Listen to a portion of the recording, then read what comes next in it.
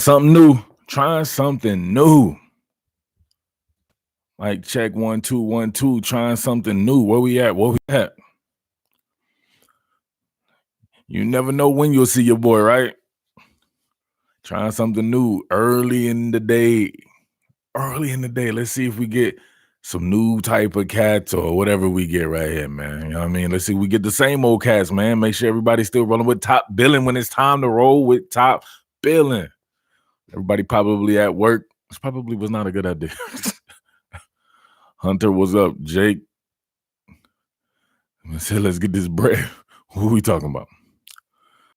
Colin Myers about to be super biased. Broke Bruce Wayne. Steve Cooper, what up? T-Mac in the house. Where my people at? Where my regular people at? I want to see if I can get my regular people. Tipsy says, listen to me at work. Johnny says, at work. How many people at work? Let me see if I can get people at work. Jake wants to talk Gators 20. Marcus Coward, what up? Nakara in the house. Nakara in the house. I know I'm on a weird time if Nakara is in the house. What's going on, Nakara? Southern Buck in the house. Middle of the day. I told you never know what I'm doing, Southern Buck. Taters at work. Broke Bruce Wayne. I'm regular, just rarely post, especially at work. Got you. MP. Matt is at work.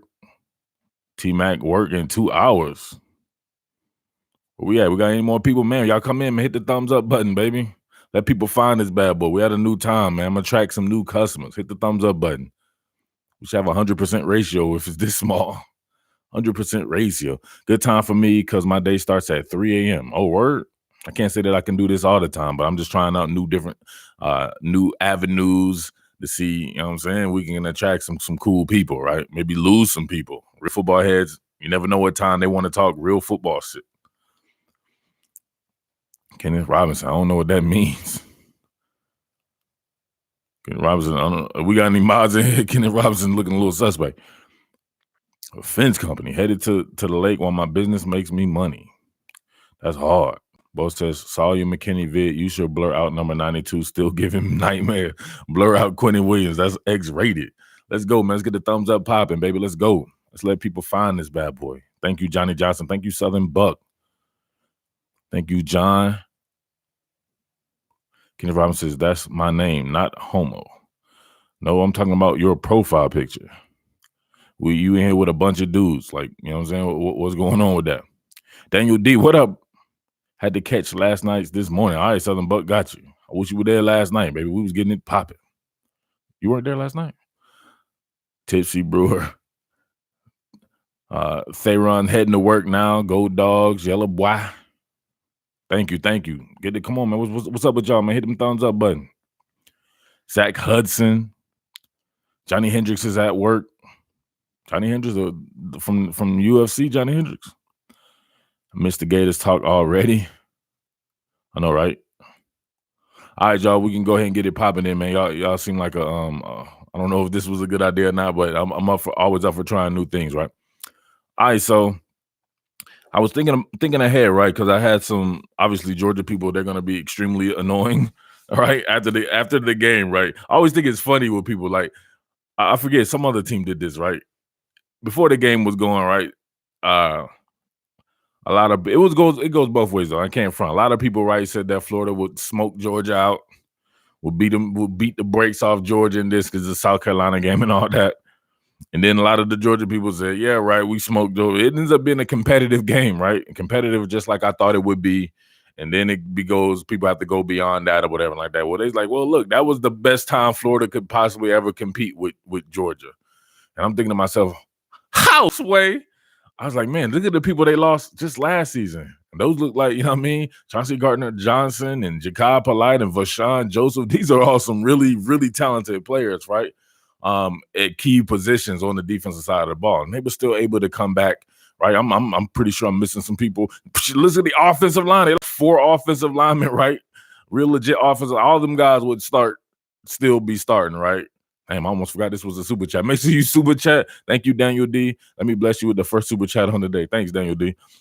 make sure you guys super chat, especially during the daytime, because this feels weird. You know what I mean? I don't know what's, you know what I'm saying? It's all light outside and stuff. But I'm thinking to myself, like, man, they lost a whole bunch of players last year. People were going into the season saying that Florida was going to be trash dookie this year, and they're anything but the such. I said pretty soon that we're going to have to get past this whole Daniel, the hacker Dan Mullen has to recruit at the level of Georgia to be competitive with Georgia, right? I just don't think that to be the case. Like, I really do think that Georgia has to recruit at the level of Georgia to be successful, right? I just can't see Coach Smart and his band of brothers with the number 10 recruiting class having the type of success that it has. I really can't, right? They've been playing with some really iconic type players. They recruit like nobody's business for real.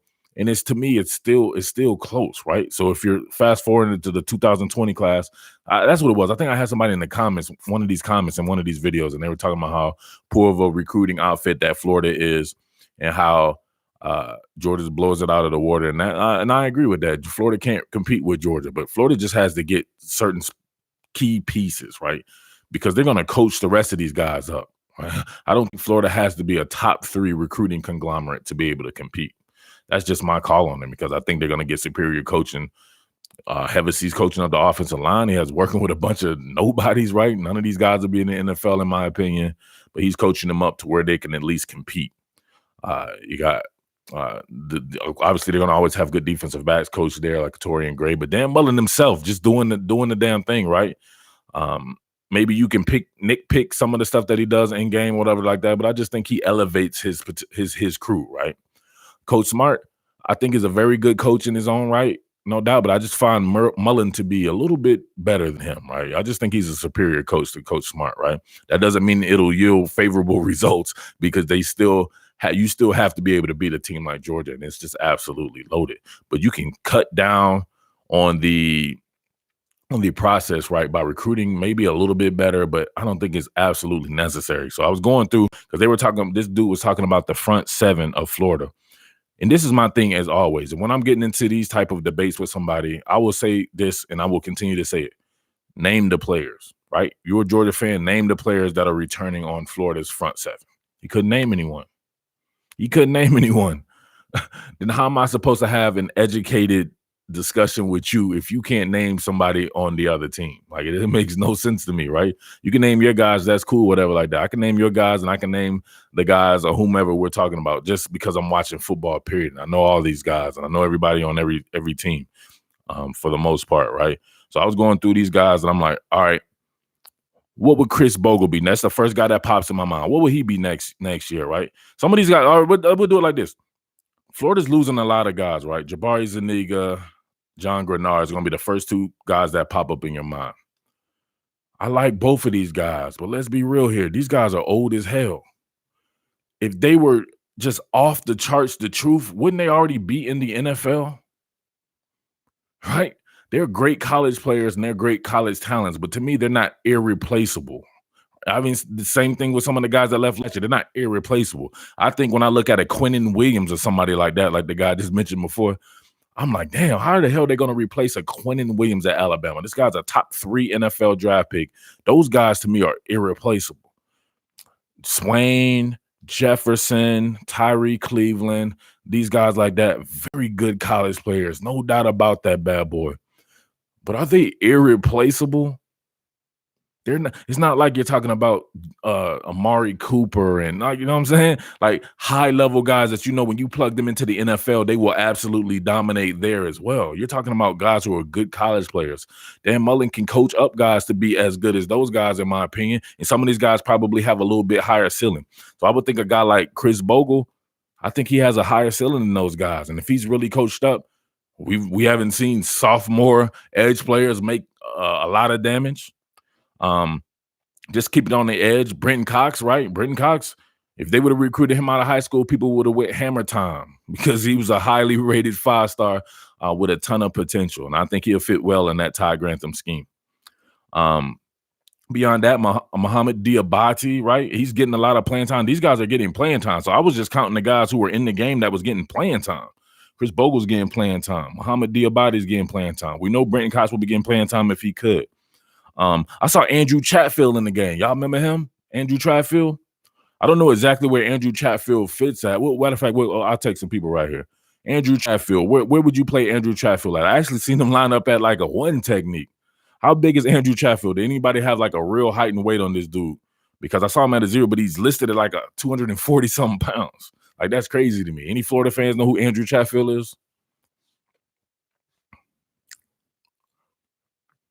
All right, well, hey, bro, you gotta relax with the speed turn stuff, bro. I'm trying to have an adult discussion here. Thank you, Southern Buck. Appreciate it. Same with Ja'Kai Polite, good college player. Exactly. I don't think Ja'Kai Polite was just something you'd be like, damn, they never be able to replace Ja'Kai Polite, right? Come in with a John Grenard. These guys are not guys who are they're not Chase Young and people like that, or Joey Bosa, Nick Bosa, and these guys. They're very good college players. Florida definitely looks better. Can somebody answer the question, though? I already feel this. I don't think anybody knows who Andrew Chatfield is. Dude's asking me about Derek Brown.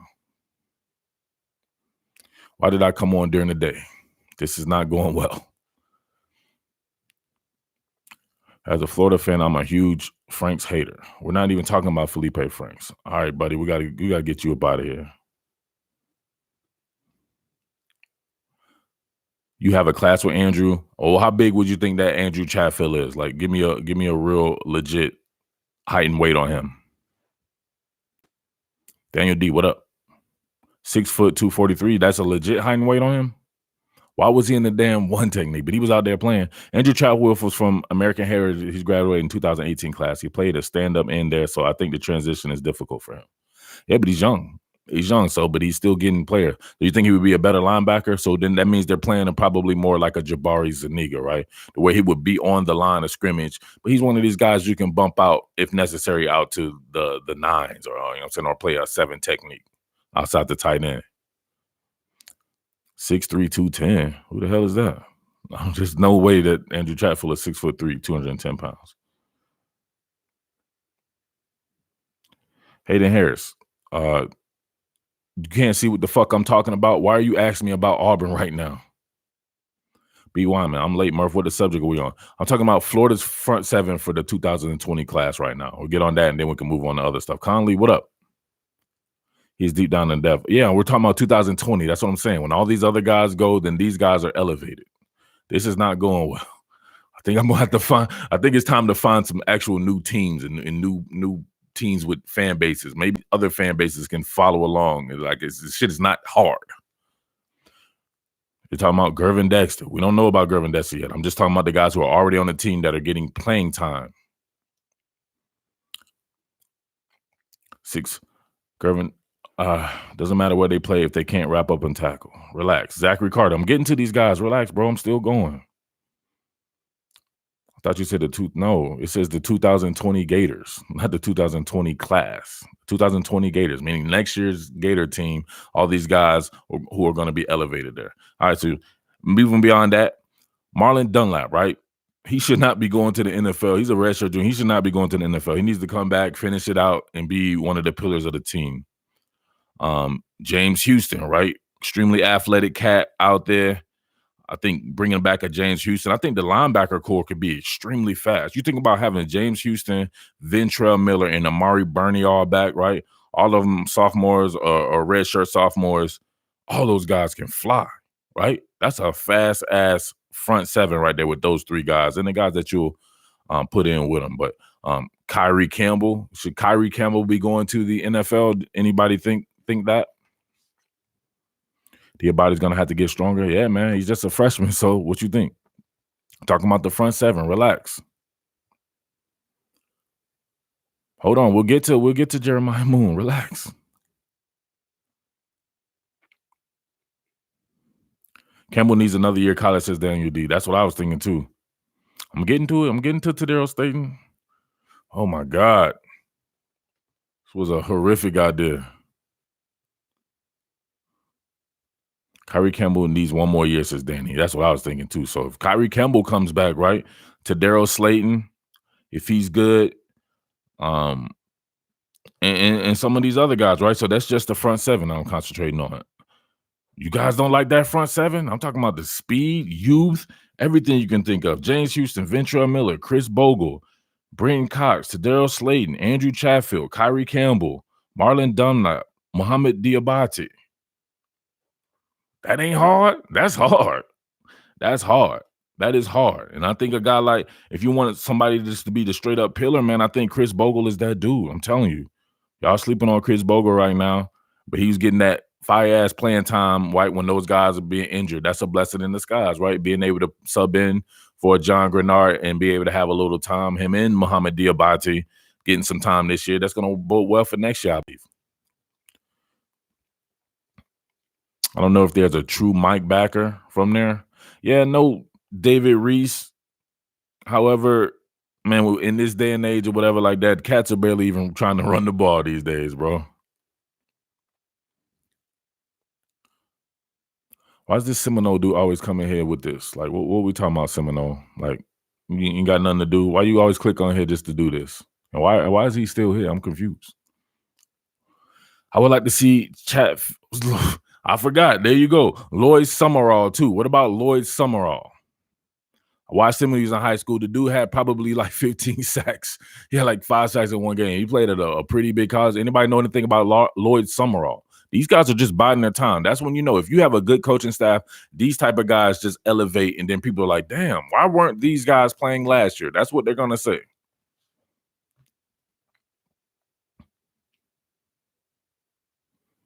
This is only your second time, yes, but the first time you were able to be pointed out for doing the same shit. So what are you talking about, Seminole? Who needs to shut up? Who's saying shut up? Like, what are we talking about here? There's also another David Reese. There's always a David Reese. There's been a David Reese at Florida for the past 15 years. He must be a true Seminole fan. Lloyd needed to add some weight, but will be real next year. I can name some people I think they need to add some weight, right? And they did pretty good this year for some of these teams or whatever like that. It's just the fact that they don't need him. That's it. Now he'll be elevated and he can be not necessarily needed, but now he can be a cog in the rotation. So I think the depth is still there with guys above him. You know, you would play Summerall, right, as an outside linebacker, right? Line of scrimmage outside linebacker. You just know Summerall, so he is tall.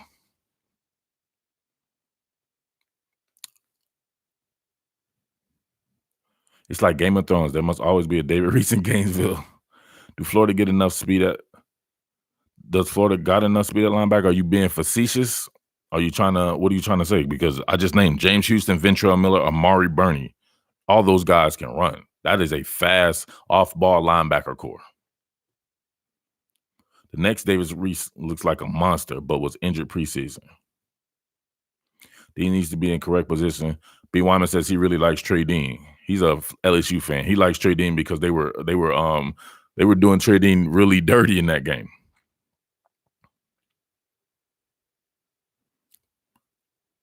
Lamar Stevens, you crazy. Why would you time somebody out like that? What is he going to add to the discussion?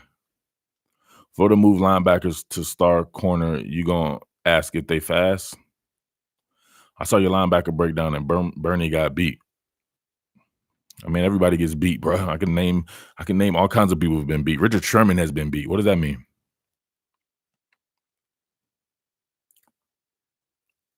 Where we at?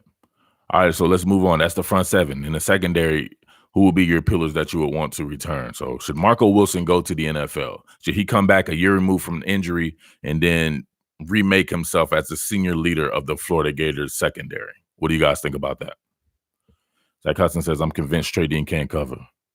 I think you're a little late on that. We know he can't. Not from the inside at the very least. Marco's not ready. Caleb Hurdo. Thank you, Caleb. I don't like Marco like that. Kyer Elam for sure. But I'm just saying, should Marco one step by the time? We got time here. We don't have to blow the load right away. You don't got to, you know what I'm saying? We're talking about Marco Wilson. Marco and CJ should both come back? No, I don't know about that. Marco Wilson is a redshirt sophomore, bro. I'm confused as to what are we talking about here.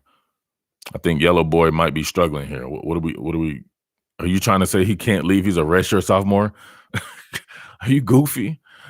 3 years on campus, you can go. That's it. If you're a junior, true junior, or a redshirt sophomore, you're able to leave. You just saw Greedy Williams leave as a redshirt sophomore last year. What you talking about, bro? Yellow Boy says he can't leave for the NFL. Will somebody please school Yellow Boy? He's new to football or something like that. What are you talking about? Redshirt sophomores that's exactly when you can leave. You only need to be 3 years removed from high school. Redshirt sophomores are 3 years removed from high school. You don't have to play on the field 3 years. Nope, you don't have to have 3 years of playing, just 3 years of college. Michael Wilson needs more development. He has a good game versus semi-comp, then can't cover Bishop's big-time comp.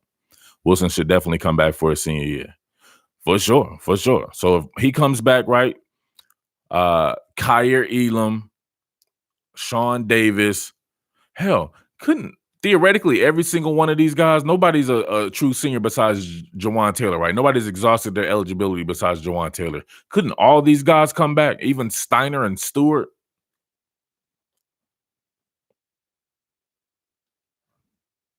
Suppose you have an upset. Well, I would think that Steiner and Stewart and these guys would come back, right? At the very least, right? They did not play good this year. These guys will have a lot of football under their belt. Suppose they take the next step in their development next year, right? As redshirt seniors and stuff like that. Combined with those young guys, right? You need at least one spot to have a lot of seniority. If it's the back end, that can just help out your front end, right? Sean Davis, Brad Stewart, Donovan Steiner, Kyer Elam back, Chester Kimbrough's back, Marco Wilson, if he came back for his redshirt junior year, his 4th year on campus. What do you think about that as an overall defense, right? And obviously some of the guys that they'll be recruiting, and maybe they'll target some type of grad transfer like they did John Grenard.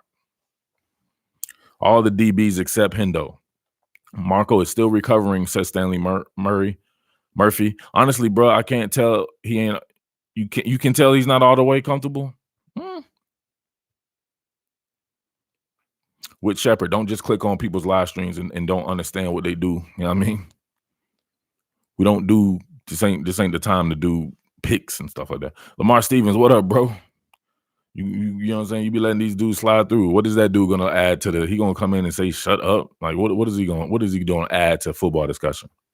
CJ might be recovering, not Marco. CJ's not playing that well. I told y'all before that Georgia game, but everybody wanted to get on me. CJ's not been playing that well, my man. However, I think CJ will absolutely kill the combine, and I'm not sure that it would matter much. You know, he's going to still be 6'1", 6'2", or whatever he is, and he's still going to run a 4.4, and he's put some good stuff on tape already. Some people will chalk that to him being injured, and then they'd be like, sometimes when you are injured like that, man, I think it's kind of scary. Even from a Marco Wilson standpoint, it's just the fact that he, to me, has not put anything good on tape to where he could justify going to the NFL and being selected even remotely high, right? He could essentially go undrafted. It's not like he brings some kind of crazy speed to the combine, nor would he bring a ton of size, right? CJ Henderson checks those boxes right there at the very least, even without that great a season. I mean, Marco Wilson would be in his best interest to come back. Just think about Steiner and Stewart. I think Steiner I've seen make some good tackles in the past. I'm not sure, man. It seems like he was turning down the funk this year, like he didn't want it, right? You should never turn down the funk. You always turn up the funk, right? If his tackling is better, I think he's serviceable at the very least, right? He's serviceable. Brad Stewart, I've seen make plays before. I was expecting more from Brad Stewart. I'm not sure what was going on. Why did he miss the first game? Was it a discipline issue or something like that? I've seen him play better ball, right? I think him coming back, I think we could see some better ball for him. Sean Davis needs to be more consistent as well, right? All these guys need to be consistent with their tackling. That's what's hampering Florida's defense. If they improve on that particular aspect, it can make the defense maybe not better next year, right? But it can make it probably the same, right? Suppose they come back with the same defense that they had this year, don't really have a drop off just because they tackle better, and then they got a kind of an infusion of speed, in my opinion. Maybe you get Trey Dean up out of there and you find somebody. Who was the dude, right? That was I forget his name. I think it was an upset. The reason why Trey Dean got moved to nickel, there was a guy in the preseason that got injured. What was his name? He was going to be the nickel corner.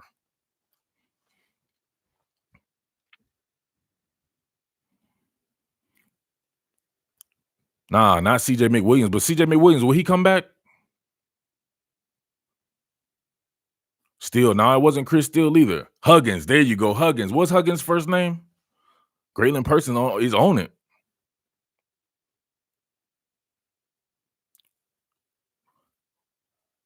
Huggins, he got kicked off, or he had an ACL injury? He got kicked off. Which one? Which one is it? John Huggins. Yeah, John Huggins. Did he get? He's off the team, or did he just get injured? Somebody look that up. They struggle because Grantham runs too much zone. He booted, not injured. Okay, he got kicked off. All right, cool. But that's my thing right there. So suppose a guy they find somebody. Suppose Chester Kimbrough is the answer at the nickel spot, right? Right now, you can say that they have not had good nickel play. Suppose Chester Kimbrough in his second season on campus is the answer at the nickel spot. What does that do? Right? And it's CJ McWilliams, right? So obviously he got a chance to redshirt this year. Was he already redshirted before? Does he have any eligibility left? And I know he was picked on last season when some of these other people were hurt or whatever like that, but you just never know how somebody develops. Dean's true position is safety. I've gone over that 50 million times here. Had my own little personal footage that nobody else had of me being around this guy at our training facility that that me and a business partner used to kick it at. Huggins had a domestic violence charge. All right. We've established we're moving on from Huggins, but I was just saying, like, it was an upset. So Trey Dean was not supposed to be there. I thought that Huggins would be the guy that would be there. So he was not supposed to be there. So you could solve some of your issues right now by just finding a true nickel guy. Suppose it's Chester Kimbrough. McWilliams is a redshirt junior. You don't think Dean moving to safety is a waste of his length? Nah, man, we've seen tall safeties before ball out. It's not a waste of his length because you're not going to move him to safety and have him be a post safety. He's not Earl Thomas. He's a good tackler, right? Florida struggles with tackling. Trey Dean is a good tackler. You're going to have him sniff around the box. So you got to do with the box, baby. You got to always sniff around the box. But that's what you're going to have. You're going to do that with him, right? So that's what I said. A few tweaks here and there, right? That will be one of my tweaks. Start finding yourself. If Sean Davis has that type of range, start playing more cover 3. Start playing more man free. Have someone like Trey Dean help out with the tackling, right? That's what he can do. Sometimes you probably stifle him, putting him at a nickel spot or even in the corner. Let him sniff the box and make tackles. You can blitz him on those third level sends and stuff like that. Do not be down on this kid. You're asking him to do some shit that he never did and is not in his skill set. You play him at safety and let him tackle like you let Brad Stewart and these guys try to tackle. He tackles way better than Donovan Steiner. Steiner can't mess with him in that category. That's what he does. And he's physical. He's been a big hitter. These guys like Steiner and them guys, they turn down the funk. They're not trying to be big hitters. He'll send messages. I'm telling you, do not sleep on Trey Dean in that aspect. But if they can't find something to do with Trey Dean, do not let it be him playing nickel. I appreciate it, Mark. Thank you for the super chat, bro.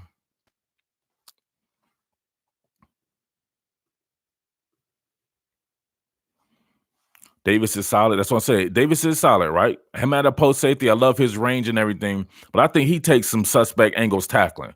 Don't do that. Just put people in position to win. Don't let Sean Davis tackle. Let him be a free defender. He's shown that he has plenty of range. He almost picked Jake Fromm off, right?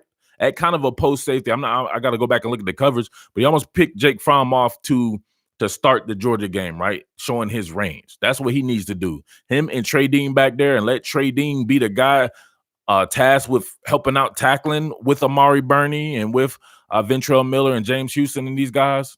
Like, come on. Yeah, CJ McWilliams does get cooked for sure. However, use him like Reggie Nelson for sure. But no, I don't think it's a waste of his length. But here's the thing, right? If you're not going to move into safety and you feel like you have too much experience at safety, let Trey Dean play on the outside, right? Just your scheme to let him beat people up off the line, use his length and physicality in that way. But here's the thing. This is what I wish they would eradicate it from my boy Trey Dean. He was a holding machine, right? In high school, especially in the camp circuit. He would hold everybody. And I used to want to kind of pull him to the side. I'm like, yo, bro, you need to practice better habits than that because that shit is not going to fly in college. And you're practicing bad habits in some of these camps by just holding, right? You know, and you can get away with that shit in camps so people are still going to be like, oh, he broke up the pass. But in me, I'm looking at this shit like, that's unrealistic, Trey. Like, use proper technique. Like I would see Derek Stingley do. He would use proper technique in these things. He would get beat sometimes using proper technique because let's be honest, when you're at these camps, you're pretty much playing zero coverage with no help over the top or anything like that, right? It's just one-on-one in an infinite amount of space. But he was still using proper technique, and you see that shit go over to and translate over to Saturdays for him. Trey Dean needed to have done that, but at the very least, adjust your scheme to fit the personnel. Jordan Smith said he's super high on Kimbrough. I like Kimbrough too, man. I really do. Dean and Stewart safeties with Davis at the star. What is that going to do for you? We already Stewart. I wouldn't do it. Like who you gonna put Dean and Stewart as safeties, right? Trey Dean can't run. So what are you going? You know what I'm saying? So that means you're tasking Brad Stewart with being some type of deep safety, right? He's going to have to help and have range. He does not have help and have range.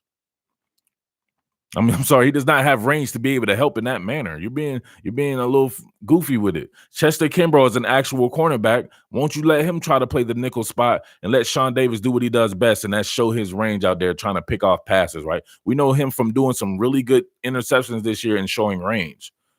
That's what I'm saying. Some of you guys, if you were coaches, you would fail miserably as well because you guys be playing video game type shit. You got to put people where they best succeed at. Sean Davis succeeds in a manner in which shows that he's more like a Reggie Nelson or an Earl Thomas. He has really good range, but he can't tackle or he doesn't take good angles when he tackles. I just been on Trey Dean for like 5 minutes, bro. Did you literally just get here 5 seconds ago? I just gave you all kinds of insight that you probably couldn't get nowhere else from somebody about Trey Dean just because I was around the dude. Do you think the departure of Warren has caused UFC secondary to regress? Man, Torian Gray he freaking forgot more football than Charlton Warren would know. Are you crazy? Torian Gray is he could perhaps be the best defensive back coach in the country. What are we talking about here? Charlton Warren literally has been everywhere for 1 year. He's been on 30 different teams, 30 different years. You just got here 5 seconds ago. Why not ask, like, man, what are we talking about or something like that? Why would you come in and chances are you're like, well, damn, you're already talking about this. Graylin says, I love Torian Gray. You should, man. Torian Gray is the truth. Stanley says, Sean Davis blows coverages in big games. I've seen it. Last year, he had 7 pass interference calls. Trey Dean, he had 7 last year. I'm surprised. That's actually pretty good for him. I was expecting you to say he had 27 because that's what he does. He freaking holds, man. Trey got to get out of that. Kyer Elam, I love Kyer Elam. That's what I'm saying. Remember I said that. Kyer Elam on the outside.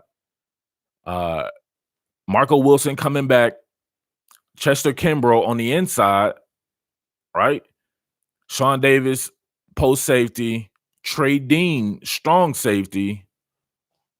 There you go. Then you can work in Brad Stewart and Steiner and all these guys that have a lot of, but can't none of them guys tackle like Trey Dean. I appreciate it, RT. Thank you. He says, enjoy the content and analysis. I wish Kyer Elam was a dog, says Mac Edge. I think the Dogs will be fine at cornerback, though. Remember Tyreek Stevenson. So that was the battle right there. Tyreek Stevenson versus Kyer Elam. Trey Dean about the same speed as Jawan Taylor. Trey Dean, for sure. That's why you don't have Trey Dean at a deep safety. Trey Dean's speed is Trey Dean. He may be slow for a safety if you have him doing what Reggie Nelson can do. However, Trey Dean is as fast as most of these linebackers, right? If you put him around the box, and that'll just help out your tackling. And it made a difference against LSU, says B. Wyman. They moved Davis to the star and Elam outside at cornerback. Yeah, for sure. Dean takes bad angles, says C-Note. I think he takes more good angles than he takes bad angles. But check this out. How many good angles does Brad Stewart and Donovan Steiner take? Why don't the coaches make a position change for Dean since he's clearly struggling? That's a great question right there, man. So that goes to coaching. Can you adjust on the fly, right? Can you adjust on the fly? He shouldn't be at. I was dumbfounded at why he would start the Georgia game out at nickel. Like maybe you thought like Georgia didn't have any nickel receivers or any inside receivers that could threaten him. But come on, man. You saw some shit that looked a little different for you in the LSU game. It looked a little like it worked a little bit better, like B. Wyman said. Why not go with that? I don't know if Marco's complaining or something like that. I won't say he is or anything like that. But man, I like seeing Marco but the thing about this with why he wouldn't want Marco to be there, right? They're doing a lot of blitz in there, and that's really your anchorage, right? Your anchor spot for that particular scheme. That's why you would have a Chauncey Gardner-Johnson. These guys can rack up a whole bunch of tackles. Marco Mink is not a good tackler, right? His thing is going to be covered. So you're playing him at a spot to where you're purely using him for coverage. But he still needs to be able to tackle. Marco can't tackle. So that's the lesser of the two evils. Trayvon can't cover, but Trayvon can tackle, and he can blitz, and he can affect the game that way. So you need somebody who can do both. Is Chester Kimbrough that guy? We don't know if he can tackle. So I get what y'all are saying about Sean Davis at the nickel spot, because we know that he can tackle. We don't know what his man coverage skills is like. We're only seeing him with range, picking off passes with range. There's a big difference. Like Grant Delpit, he has range, but he's not good in man coverage, right? If this Florida defense had an Xavier McKinney or somebody like that, right, it would be lights out, in my opinion. Can we bring back Luchez Purifoy to replace Marco Wilson? You can. You can. I think he's available. He got cooked on that first third in the 14. He did. And you get cooked by a slow tight end too. Kimbrough got to get in that weight room. Yeah, I agree, but that's why it's next year. So here's where your strength and conditioning program comes into play. Get Chester Kimbrough up to speed. Get Lloyd Summerall up to speed. Get what's his name? Boyle. Damn, I'm chuckling. Chris Bogle. Get Chris Bogle up to speed. And some of these guys you think are a little thin right there, and you should be straight. Murph will account benefit returning for a senior year. You just had to do this, right? You see me talking about Florida. You just can't take it. It's like a jealous wife. Jealous girlfriend or something like that. Why you had to do that, bro? No, LeCount definitely needs to come back. He's not good, though. He's gonna go and do what? He's not good to me. Appreciate it, B. Wyman. Where's Gatewood going? I have no idea. I do not know Joey Gatewood. Where should he go? We could speculate on that. Marco is a Vernon Hargreaves in disguise.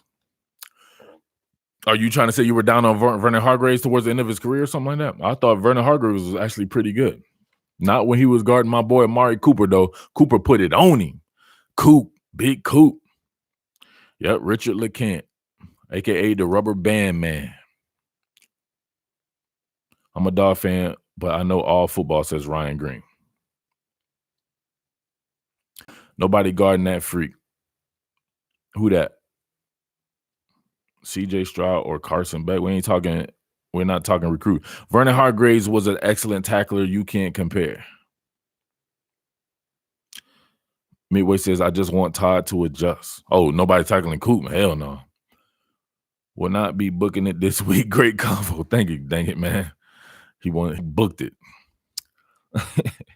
He booked it. All right, so that was just the defense right there. So let's talk about the offense coming back for Florida. Be patient, Georgia fans. I'm going to get to you next, right? Stop, you know what I'm saying? Stop getting in your thong, right? Pull the thong out your ass. I'll get to you, Georgia. But right now I'm talking about the Gators. All right, so on the offensive side of the ball, coming into the year, you did not think that Felipe Franks would play good at the quarterback position, right? Now you have a guy you might not have to worry about it. And if Felipe Franks were to beat out, if he did come back and were to beat out Kyle Trask, then you know that he probably improved on something for that to happen, right?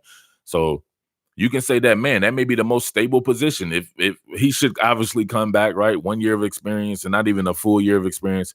Him coming back, to me, that's monumental. You didn't have that before, right? People were still down on Felipe Franks, even though he finished the year strong last year. So him coming back, hopefully you can convince Emory Jones, or even if it's an open competition and Emory Jones beats out. I'm be honest with you. If I'm being legit about this, right? I know Dan Mullen's my guy. I love the dude, right? His scheme is hampered by not having Emory Jones at quarterback. He's doing the best he can with Kyle Trask, and it shows how great of a coach he is. But go look at Alex Smith and Tim Tebow and all these guys, Dak Prescott, Nick Fitzgerald. That's what makes his scheme go. Somebody with some severe threat of threatening you with their legs. Kyle Trask does not have that. He's having to adjust, right? Like you want Todd Grantham to adjust. Like I would want to see Todd Grantham adjust. He's adjusting to his personnel and integrating someone like Kyle Trask.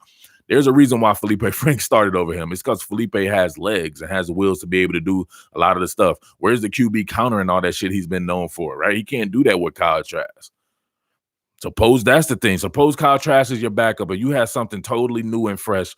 And in his third year on campus, Emory Jones becomes that guy. That's different right there. We've seen that take teams to the next level. Not saying that it will or that it should happen or anything like that, but it's a possibility, right? So you would think that the quarterback position will be fine. So the receivers, Freddie Swain's a huge loss. Van Jefferson's a huge loss. Tyree Cleveland's a huge loss. Trayvon Grimes should return to school. Like, if he's going out in the draft, he's crazy to me, right? I understand he has a knee injury. He had a knee injury before, and that probably scares people. But he could be the man next year. So if you return Trayvon Grimes, right?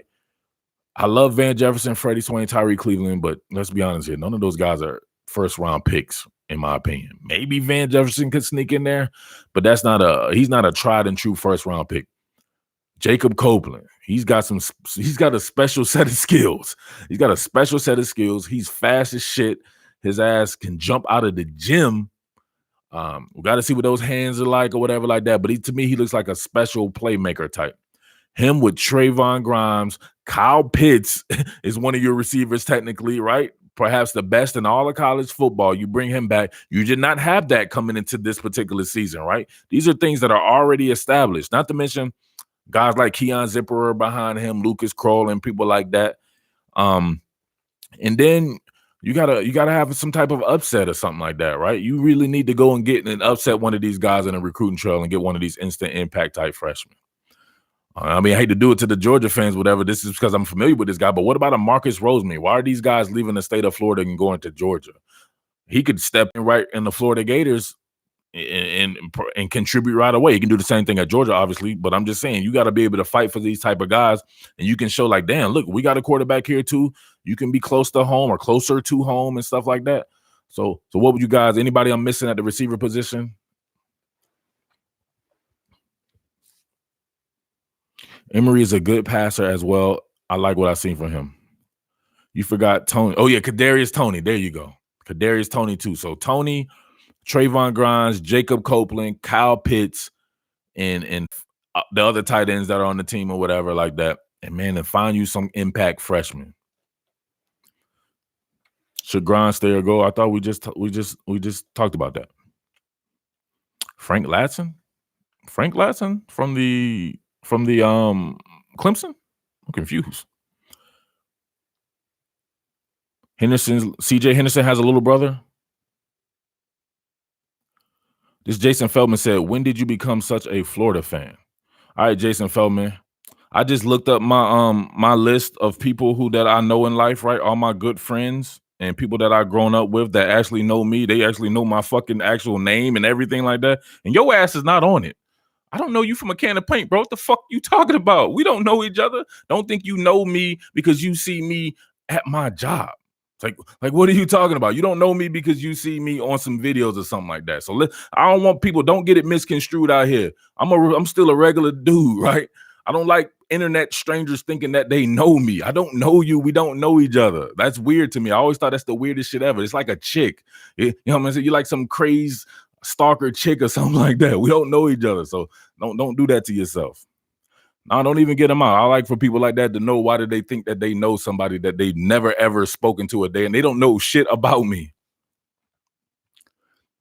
I don't. You found your Stan. There you go. What's up, Stan? Is that you? Jason Feldman, I'm a huge Florida fan and like all the attention you've been giving them. It is what it is, bro, but you don't know me. You know what I'm saying? You don't know anything about my life, my personal life. I don't put none of that shit out there, so you don't know. All you do is see me at work. This is me at work. I don't think they use Copeland enough. But dude, I just said they got Van Jefferson. They have Freddie Swain and all these guys, or Josh Hammond, you know what I mean? It's going to be his time next year. Evan says, you've been snapping on people lately. You must be new. I've been snapping on people since I was born.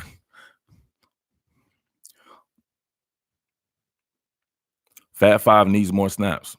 Hey, that's what I'm trying to say. Suppose that's him. Suppose that's him next year. Suppose it's his gig. That's something different too. I'm just saying. So why are people automatically writing Florida off for the 2020 season? That's what I don't understand. And it's a lot of Florida people I've noticed.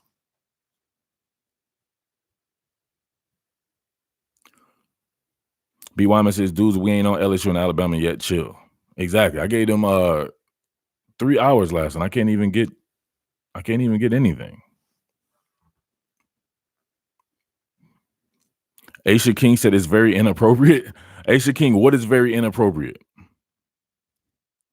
Everybody gets it here. I hate to break it to you. You know what I'm saying? I ain't like Scarface. Scarface said, don't, you know what I'm saying? You can't do women and kids. So let me know what's very inappropriate. The most scattered 3 hours ever last year? They are wrote off because of Mullen. Why would you write somebody off because of Dan Mullen? I'm confused. Dan Mullen's a really good coach. He's one of the. Aisha King says you should be kind. There's nothing fucking inappropriate about a live stream on YouTube. I'm literally talking to strangers. You don't understand that? I'm on the same platform, right? I saw some chick, right? I wanted to learn about a freaking Nissan 350Z. This chick was half naked in the garage doing dumb. You know what I'm saying? Like, what are we talking about? We're on YouTube here. I'm not in a presidential debate. You're not paying me money. This is not some shit. Like, what are you talking about? Like, come on.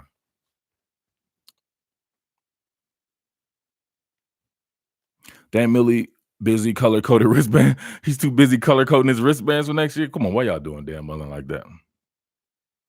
Emory understands he has to be patient. Was committed to OSU when they had a deep QB room. I would think so. Conley says sensitive millennials. I don't know why these cats be out here. They be thinking like it's more than I recognize it for what it is. I'm on a freaking. This is YouTube. I done seen all kinds of retarded shit on YouTube. Like for real. Like dude was in his garage, like passing gas and stuff and recording. Like, who are we talking about here? It's inappropriate. What are you talking about? Free football. Exactly. This is free. If it's inappropriate, you know what I'm saying? Click your heels and be gone. Scrub says Emory is transferring. You heard it here first. Demetrius Buffin, love what you do. Keep it up. Go Dawgs. Thank you. And everybody always wants everybody to act the same. There's a plenty of people who act the same. I guarantee you, when you come to top billing, you be like, well, damn, that dude definitely has his own vibe and his own flavor. What's up, Doggy Jones? Conley say need receipts. The Lance needs to get out the line straight trash. We'll get to that. Now, that's going to be the tough one right there. But you can see that there for the 2020 class. And what's funny thing about that? You like Murph over the breast in 350Zs? I wanted just to see the 350Zs, you know what I'm saying? The chick was I wanted to see 350. I was trying to, you know what I'm saying? I'm thinking about getting the 350Zs, man. You know what I'm saying? Y'all know I switch whips all the time. I'm thinking about adding a 350Z next to the Porsche, right? And I'm like, damn, all right, this chick gonna show me about 350. This shit was nothing about 350Z. Chick was just in a bikini, was, you know what I'm saying? I'm like, damn, I can't even learn nothing. Aisha said, you are too attractive to be this way. I hate to break it to you. I've been this way since I was born. Got nothing to do. I'm 730. I don't know what to tell you. You know what I'm saying? They call me Loon. I'm crazy. Send the link, Murph. Just type it in YouTube. Type in 350Z chick with bikinis. Oh, Blythe left. Yeah, I forgot to talk about that. So Chris Blythe left. I know some of you people out there were doing one of these because that dude was trash dookie. Blythe is not. I don't know why you think Blythe was decent, B. Wyman. He is not that good. There's nobody on that to me that is one of those guys where you be like, you know what? We got to have that guy. If they lost all 5 of those starters, man, you could easily replace them and have the same poor results. Zach says the Lance is ass cheeks. Louisiana Banks. He's not good, but UF needs depth. All right, last one. The line, they're recruiting a bunch of guys for the line. But here's the thing, right? All these guys can essentially come back next year. And do they do better with another year, right? Everybody except Nick Buchanan at the center spot. Everybody can come back and do you raise your play? Think about it. People were writing off Joe Burrow. It's a chance that somebody could get better. You never know what happens. So does experience rule all? Or you guys just want to see somebody go? Richard Garage will be put in. I will put him right where Blythe was. I know, right? Just think about another year looking at Gene DeLance, but suppose he gets better.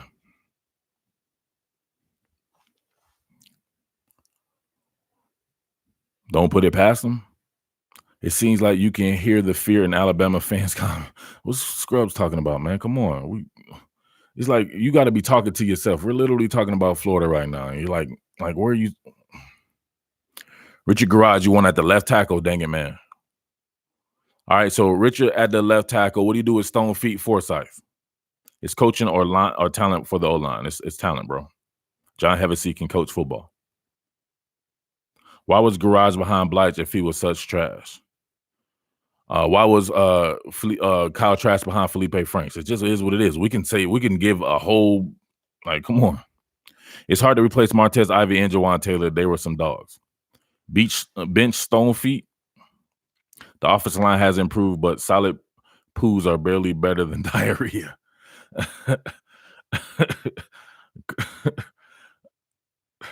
that was bad. If I see one of those players on the line, I'm gonna have to be committed. Oh, let's not be. Damn, that's bad. That's bad. Not one of them you don't want to come back. All right, Stone to the right tackle, Richard Garage to left tackle. Hagee not good. That's what I'm saying. So it's gonna have to be some young guys, right? Stone moves to right. Blythe was hard to watch. Hey man, can DeLance play guard? That would be his natural position, in my opinion. Maybe that would be the switch right there. Move Gene DeLance. What about Gene DeLance at a center spot? That might be work better for him. We've seen that happen to some guys, even like a Landon Dickerson went from a tackle at Alabama to a center. Hagee's a senior. I thought he was like a redshirt junior. Somebody check on Hagee for me. Is he a redshirt junior? What do you think of our younger linemen? I ain't seen him, bro. It's hard to really think. If you know what I'm saying, at least guys like Chris Bogle and these guys I've actually seen.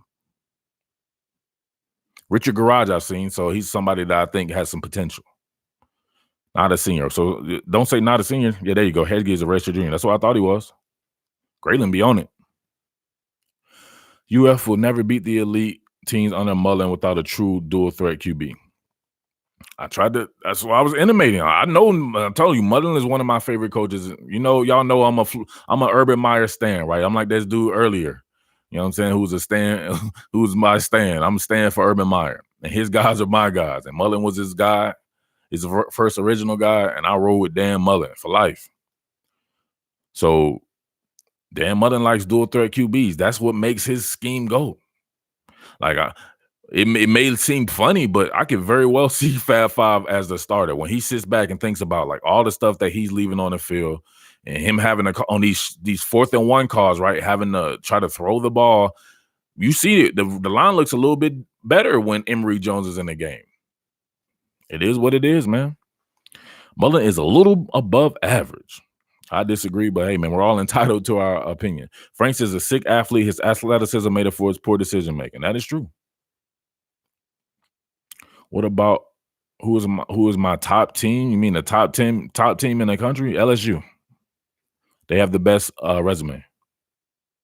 Don't ask the same thing twice without super chatting, because the third time we gotta block you because you're just disrespecting the code of the streets. All right, man. Thumbs up, check. Let's get it to 200. Let's go.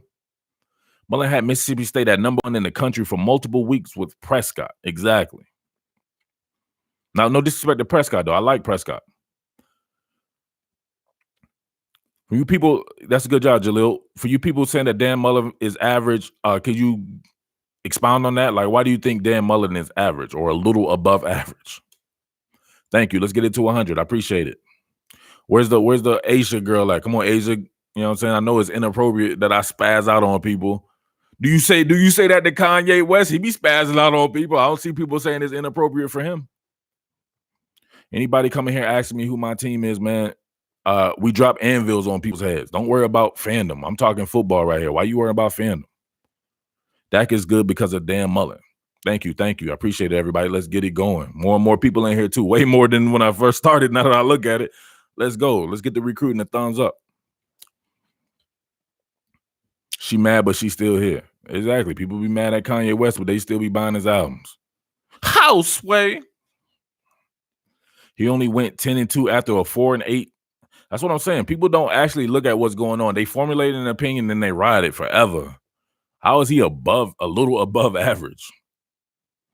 I would take Mullen at LSU in a heartbeat, says B. Wyman. Dorsey says football fans only. Well, football fans only and Aisha. Because Asia, she's my what do you call it? She's, you know what I'm saying? She's like my personal behavior coach. I'm sorry, Aisha.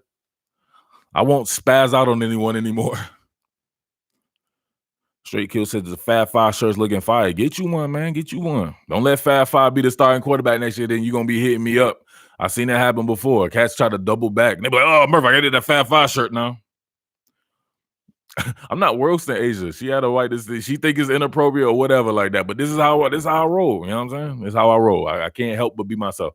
My best friend told me, he's like, man, you need to be yourself, man. Stop. She could tell that, you know what I'm saying? He could tell that I wasn't being myself. Now I'm being myself for the most part. I still have some stuff that I won't say, but for the most part, you get how I act. He's going on 11 years without a title. Man, come on, fam. This is what we're going to do about this. You said he's going on 11 years without a title. Then you said Gus beat Bama to win a division. Like, what are we talking about? A division title? Or are we talking about the national title? Because who cares about a division title?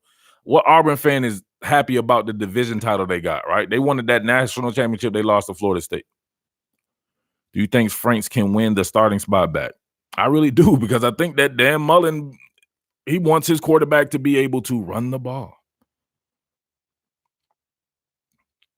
Reginald says, be yourself. Everyone else is taken. Man, that's the hardest quote I think I ever heard. Man, where you get that from? That's hard. Who you want me to be, Aisha? You want me to be one of these lame-ass mumble rap YouTube cats? If Mullen had UJ talent, he would already have a national title. Hey, it is what it is. All right, so I'm going to open the topic back up now. What you guys want to talk about, you can ask me whatever, but I wanted to get the Florida thing off the rip. And Florida people ain't really super chat either. So Florida people are kind of suspect. I'm going to be honest with you. I'm really thinking about Penn State hard. I think Penn State, you know what I'm saying, could take us to the next level here. Then I said this shit about Asia is patty cake spy. She's my mother's spy. She is not my mom's spy. My mom don't know nobody named Asia. Nobody, and my mom already knows how I act. My mom would be like, oh, he's actually being kind of good on his live chat. My mom was like, he didn't really spaz out that hard. All right, Georgia's 2020 front seven. Georgia's 2020 front seven is going to be hard. It's going to be hard. Trayvon Walker is the first name that pops out of my mind. He's going to be a complete monster next year. Malik Herring come back another year, right? He'll be what's Malik Herring? He would be Malik Herring would be a senior? Damn, time flies. Malik Herring, Trayvon Walker. Who else had a 5 technique? Tyler Clark is gone. Jordan Davis. This that front three alone. Jordan Davis, Trayvon Walker, and Malik Herring as your 3-down lineman as a starter. That's hard. Aaron Pennington, what up? Aaron Swain said Florida Super Chat. That's $5 I got from Florida for 1 hour worth of talk. Thank you. I appreciate it. Florida will be constantly letting me down. Aisha said, yikes, this is good behavior. This is actually really good behavior for me. I'm like, you know what I'm saying? I would get like a medal of honor from my mother. My mother would be like, damn, he in there, chill. What's wrong with him? Davis, Walker, Herring. That's hard. All right, the outside linebackers, you already know, literally everyone would come back. Even Walter Grant could come back. Even Robert Bill could come back if he wanted to. But first guy to pop up, Azeez Ojulari. You know who he is now, right? The Florida people like, we don't know who Azeez Ojulari is. You know who he is now, I bet. Azeez Ojulari, Nolan Smith. Where's Adam Anderson? Somebody out there, I want to talk about Adam Anderson, right? I'm going to be one of the freakiest guys. I bet you Adam Anderson wishes he would have went to LSU, to be honest about you, right? I broke that news right there, right? That was one of the beginnings to the ends for me for lame-ass UGAsports.com, right? I broke that Adam Anderson news in I don't know. I don't even know if I want to go back to that right there. You know what I'm saying? That's a sore spot for me right there. You guys straight vultured my news right in our group chat. Shit was crazy. But when he broke out, left Georgia's class, and then went to LSU. It was really kind of to help his boys out, right? And I don't even think his boys ended up there. Now that I think about it, I think they ended up at one of them ended up at Florida State or something like that, maybe Tennessee. But then I said he was going to be the prodigal son, or I intimated that he would be the prodigal son to return for that class. But maybe he should have stayed at LSU. And they need an outside linebacker right now. He would essentially in his second year, he would be starting right now for a team with designs on a national championship as well. Brandon says Kirby Smart sits when he pees. Come on, fam. What we doing here? We're trying to talk football. For the super chat more than any fan, I gave $8, says Daniel D. For the super chats more than who, you? Or super chat, you talking about as a fan base? You crazy. Florida's fan. Okay, I got up to $10 in Florida super chats. I appreciate that, Daniel. Thank you. You crazy, man? Georgia people throwing $100 super chats. What are we talking about? Dang it, man, back. He said receipts, Murph. I hate to break it to you, dang it, man. You got it to $12. Who's the better QB coach, Jimbo or Dan Mullen? Ooh. Man. Better QB coach. All right, so we know Jimbo, right? His best work was with 3 first-round guys he developed to be 3 first. So they shouldn't have been 3 first-round draft picks, right? Now, Jameis Winston, I'm not sure what happened to Jameis, man. I'm not going to lie. I completely failed on that, I feel, right? I thought this would be the year he would take the leap with Bruce Arians, but he hadn't done that. But in college, he was the absolute truth. He's one of the best quarterback talents that we've seen come through football, right? And he's a professional-style quarterback. So he's working with pro-style quarterbacks. E.J. Manuel, Christian Ponder. That's some great work right there. You got your man working with Chris Leak. Alex Smith's the number 1 overall pick. He worked with Tim Tebow. Who am I missing? Dak Prescott. You know what I'm saying? Ends up being a pretty good, what was he, a 2nd or 3rd round pick?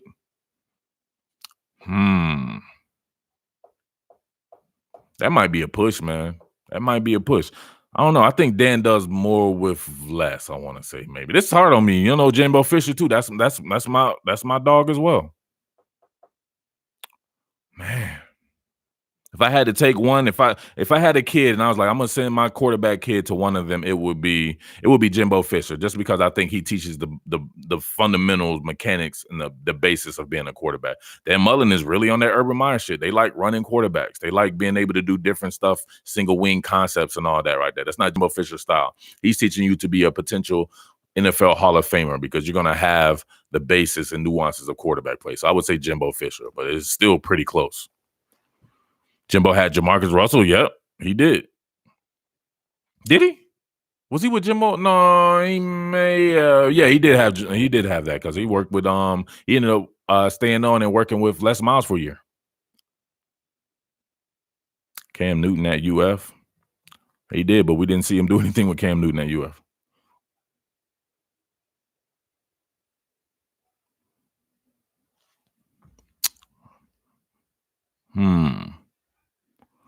Any other thing? Depends on the style of QB for sure. Yeah, I want to say Jimbo was with Russell for sure. Jameis Winston versus Dan Prescott. Dan is better. You trying to say that Jameis Winston was better than Dak Prescott was better than Jameis Winston?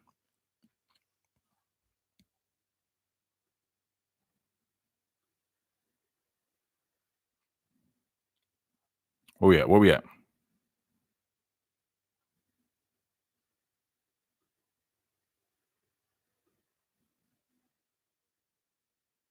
Jeff Driscoll? He didn't have Jeff Driscoll. Dak is better, still is. Dak was not better than Jameis Winston in college. Now, you can say Dak is better now. Dak also plays, to me, on a team that's probably a little bit set up to have more success, right? Let's be real about it. All right, show of hands. Who you taking in college, just in college? Jameis Winston or Dak Prescott?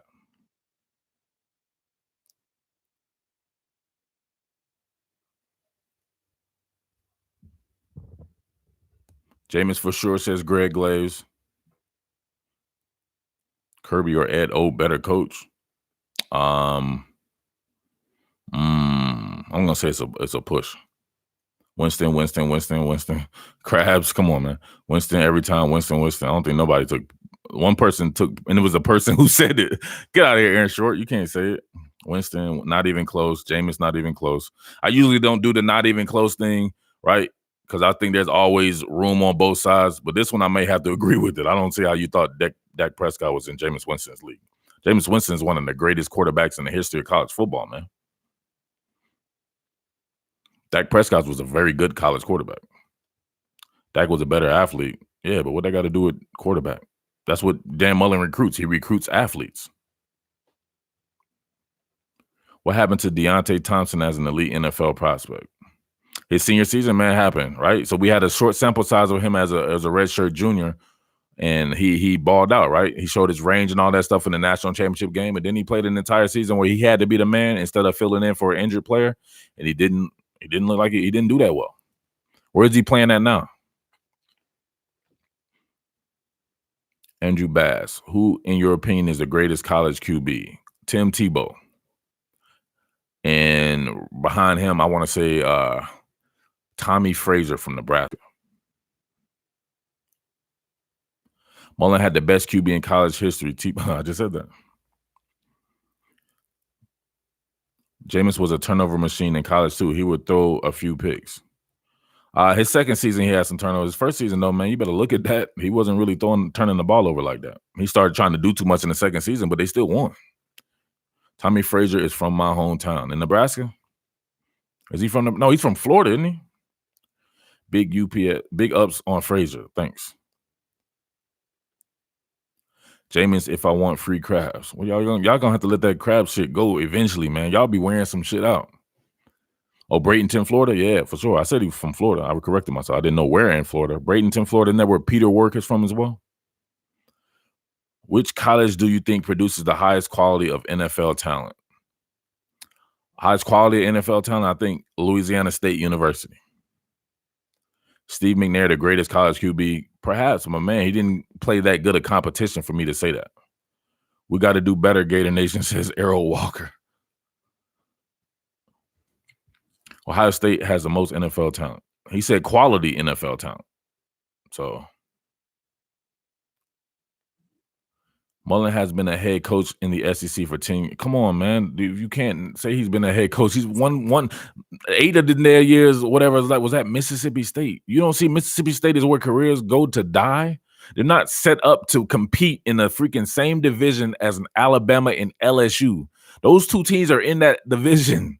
Like, what are we talking about here? You guys, you can't, you know what I'm saying?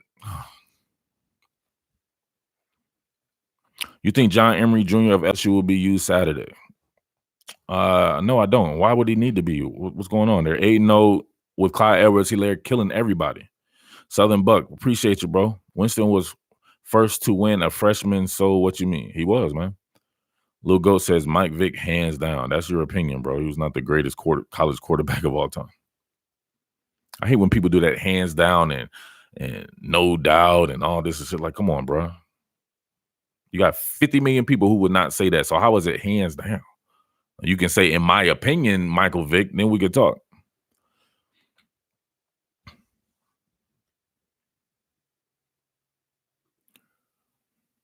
Ricky Steamboat says, as an Auburn fan, I don't want to hear shit about Mullen not winning his division. Who cares about that? As an Auburn fan, I want championships, not division titles. There you go. Even an Auburn fan was like, ooh, yeah, cool. We beat Alabama and won a division. Nobody cares about that. Stephen Lowry just comes in here and says, D-Rob been dealing with a hammy. Please tell me that you had an like somebody who said something about D-Rob, or you had some. Please tell me you didn't just come in here and just say that. That's not weird. Why would you come in here and say that? I'm trying to look and see if you had some shit you said before that. These dudes be weird. Somebody asked that question about D-Rob? Where? I apologize if somebody asked that. Let the fans say what they want without us. I hate to break it to you, Aaron Short. I'm 6 years in the game, bro. My talent is my talent. So without me, there would not be no top billing, right? Because this shit is called top billing. It's not called Aaron Short and his fans. Fuck you talking about, bro? This is my shit. It says top billing. It's representing my company, my brand, my hard work, my blood, sweat, and tears, my survival, my working at all these damn places, whatever, building up knowledge and everything like that. Rivals, Scout, Bleacher Report, SB Nation, had shit in the USA Today, local newspaper shit I've been writing. What the fuck you talking about? I built this shit. This shit doesn't happen without me. I don't want to hear nobody. No fans didn't make me, bro. My knowledge of football made me. The hell out of here.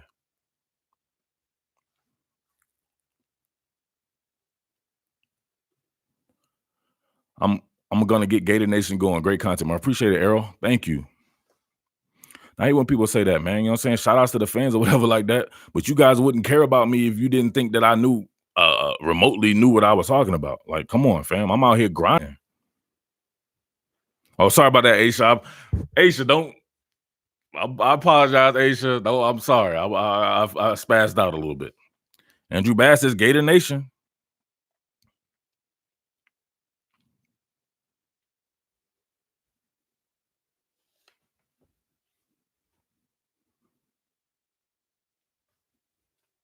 Jake says you love my film studies. Appreciate it. How you think Stingley and Fulton will hold against Ruggs and Smith? All right, so we kind of talked about that yesterday. I think you came in kind of late, Stanker. As a matter of fact, yeah, I think you did come in late. I think there's some good battles right there, right? So from a speed standpoint, I don't think Christian Fulton can hold up against those guys. If he's able to beat them up off the line, right, and do his 1-2 Fulton County jail thing, I think he's able to compete in that manner with those guys. But the further the ball gets down the field, I think he's a liability against those two guys specifically. They're super fast. Stingley, I think, can hold up against those guys, but I wonder how he works in the quick game, right? We've seen him struggle in the quick game against Van Jefferson. These guys are just like Van Jefferson, but probably with a little more wheels. Maybe not as imaginative with the route running or not as precise, but they have more wheels. They're just faster than Van Jefferson. So, but I think that it's a great matchup. I don't favor one or the other just totally, right? I still think LSU's cornerbacks can do some good things against those two receivers, and I still think those receivers can do some good stuff against the LSU receivers. Trent Burdette, get the anvil off me from Saturday, Burf. Committed to the G. Damn, Trent, you got the anvil. I hit you with the anvil. D. Reed says, talk that shit, homie. Greatest show. Hey, man, I'm only going to be real. I want somebody coming in here thinking like you made me. You ain't make me shit.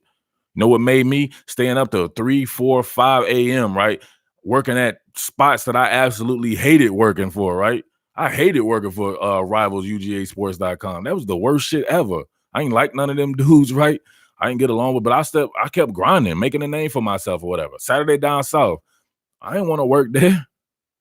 You know what I'm saying? They paid, you know what I'm saying? I signed a huge ass contract though, but still beyond that or whatever like that. I got it to the point to where, man, I learned the game and I can do this shit myself. So Aaron Short, get your ass, get hit with an anvil in the head. Dustin Huff, why are my fellow UF fans so quick to want to fire or slander Dr. Pressure? I personally think he's one of the better defensive minds we have had at Florida in a while, since Muschamp at least. Definitely since Muschamp. So there's been some really good defensive. I understand from a standpoint that to me, Florida's primarily been a defensive school, right? The offense gets a lot of the credit with guys like Tim Tebow and Danny Werfel and stuff like that. Man, if you look at these Gator defenses over the years, even then the Spurrier defenses and all that, there'll be some big ass names in their coordinator. Charlie Strong was at Florida before, right? These are some of the best defensive minds in the country. So I can understand from that standpoint, but dude, you got to be kidding me. Dr. Pressure is the absolute truth, man. You got to Jeff Collins. Oh, Jeff Collins. Hey, Jeff Collins is my dude, man. I call it Coach Collins right now. I'm like, Coach Collins, talk to him, baby. Yeah, man, I don't know. People are short-sighted, right? For some odd reason, they convinced themselves that Florida was going to win the national championship this year. That's all it is. If you took it for how you felt coming into this season and you look and take a step back and be like, well, damn, we got a chance to win 10 games, maybe 11 games this year, shit is a success. You held Georgia, right? He came out, right? He doesn't have no peanut butter. He has peanut butter and no jelly. He don't have two things that match. So having this guy, right, being able to try to stop the run against Georgia, if you come into the game, you're going to say, all right, let's make the general beat us, right? I feel we can beat Georgia if we put it all on Jake Fromm. Jake Fromm can beat you. He can beat anybody in the country, like I was telling everybody. But at the very least, you were competitive against the run for the most part. It didn't really get off like I thought it may get off, right? And it showed some people maybe some stuff to do, but they can't devote extra bodies to the run and defend the pass at Florida right now. They don't have the pieces. Allow this guy a chance to get his pieces and get his pieces into play or shuffle some shit, right? You're in the second year. You already want to fire Dr. Pressure? Slap yourself.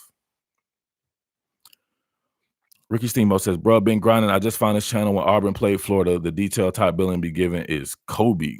Like Kobe Bryant? That's my all-time favorite athlete. I've patterned my career after Kobe and Peyton Manning. I love the cerebral cats. That's my dude. I appreciate it, bro. I feel like UF will be a 10-win team before the season. People are delusional thinking we were really championship contenders. I wish people would have came in here. Hello and thanks. Hello and thanks. Y'all missed that if y'all weren't on the live stream last night. What was that? Hello and thanks. I wish people would put their shit out there, right? So I can't go everything that you ever see me say, people get on me about shit that I said 10 years ago or whatever like that. You know what I mean? People will come back and be like, yeah, I said Florida's going to be a 10-win team. You know why you said that? Because we have no recollection and you have nothing on record that could say that you thought it would be a 10-win team. A lot of these people are like, damn, they're missing these offensive linemen. They lost Vashawn Joseph and Jacob Polite. Felipe Franks, he's trash, Dookie. They're not gonna be able to do this and that or whatever like that. And look, they're still in position, man. You got to count your blessings if you're a Florida fan. Charlie Strong was trashed as a DC, says Jake. Damn. I know, right? They just give out head coaching jobs to trash DCs, huh? How you feel about UGA running the table? I'm confused.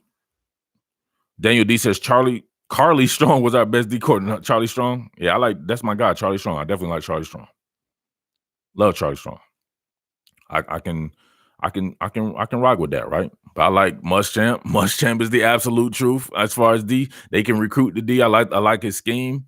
Man, they've had nothing but really good defensive coordinators to me, man. Like you said before, Jeff Collins and a lot of people coming through Gainesville. A lot of good defensive people. Bob Stoops. What? That's why I said with the Spurrier guys, Bob Stoops. Cody still got the naked pics. All right, where was I at? It was a Georgia question. Oh, Georgia running the table. I think that Georgia can line up and beat anybody in the country. So we'll see when it gets there, right? But then they turn around and lose to Missouri or something like that.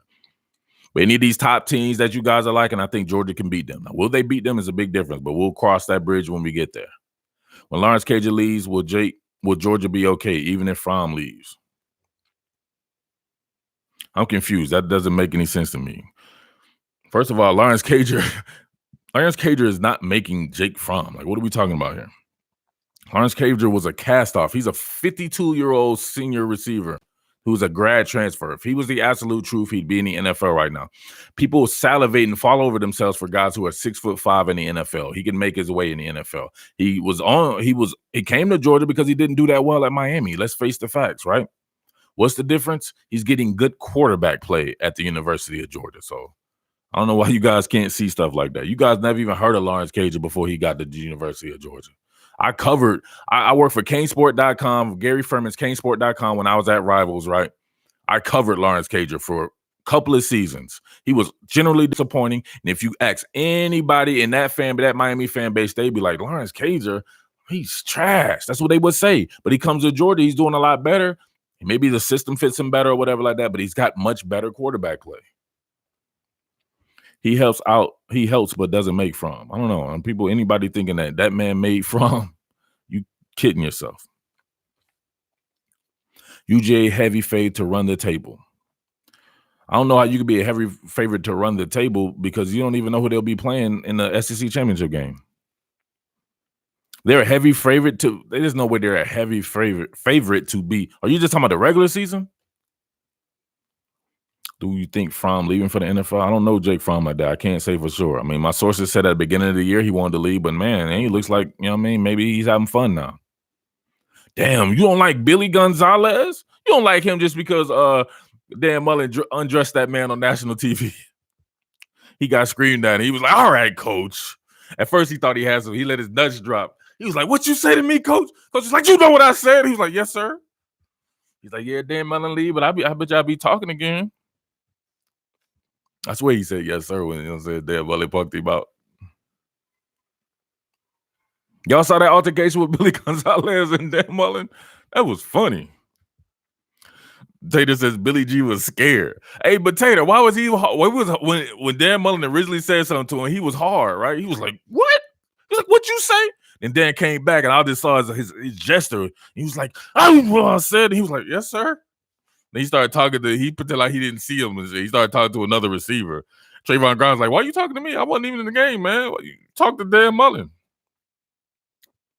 Never seen Dan blow up like that. He's passionate about it. Wrong wristbands. Why y'all getting on this man about his wristbands, man? He can't have color coordinated wristbands.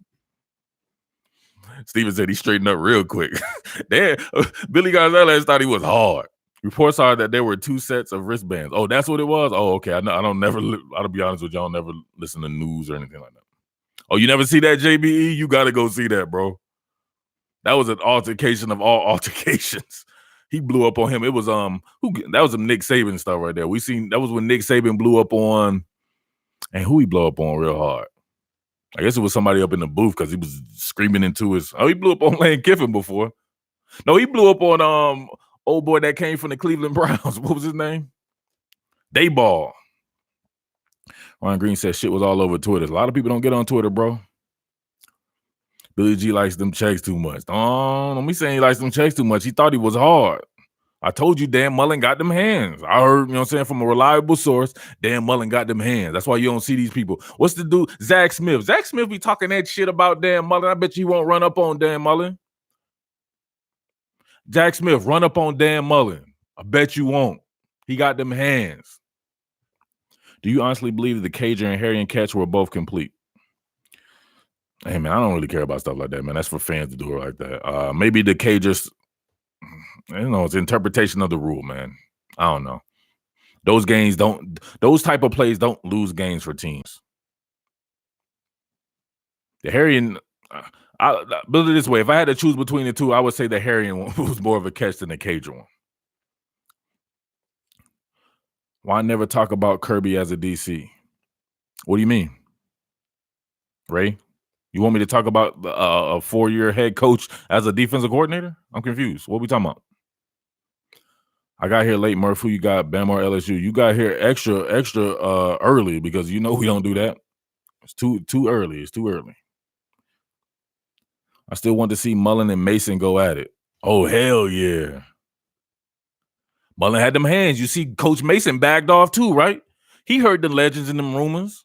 Dan Mullen got them hands. They say Dan Mullen works. He likes to work off a 2 and a 3, right? And he got the nice shoulder defense with it.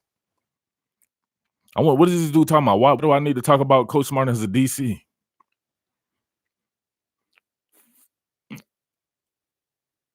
Oh, you think Mason would clean up Dan Mullen?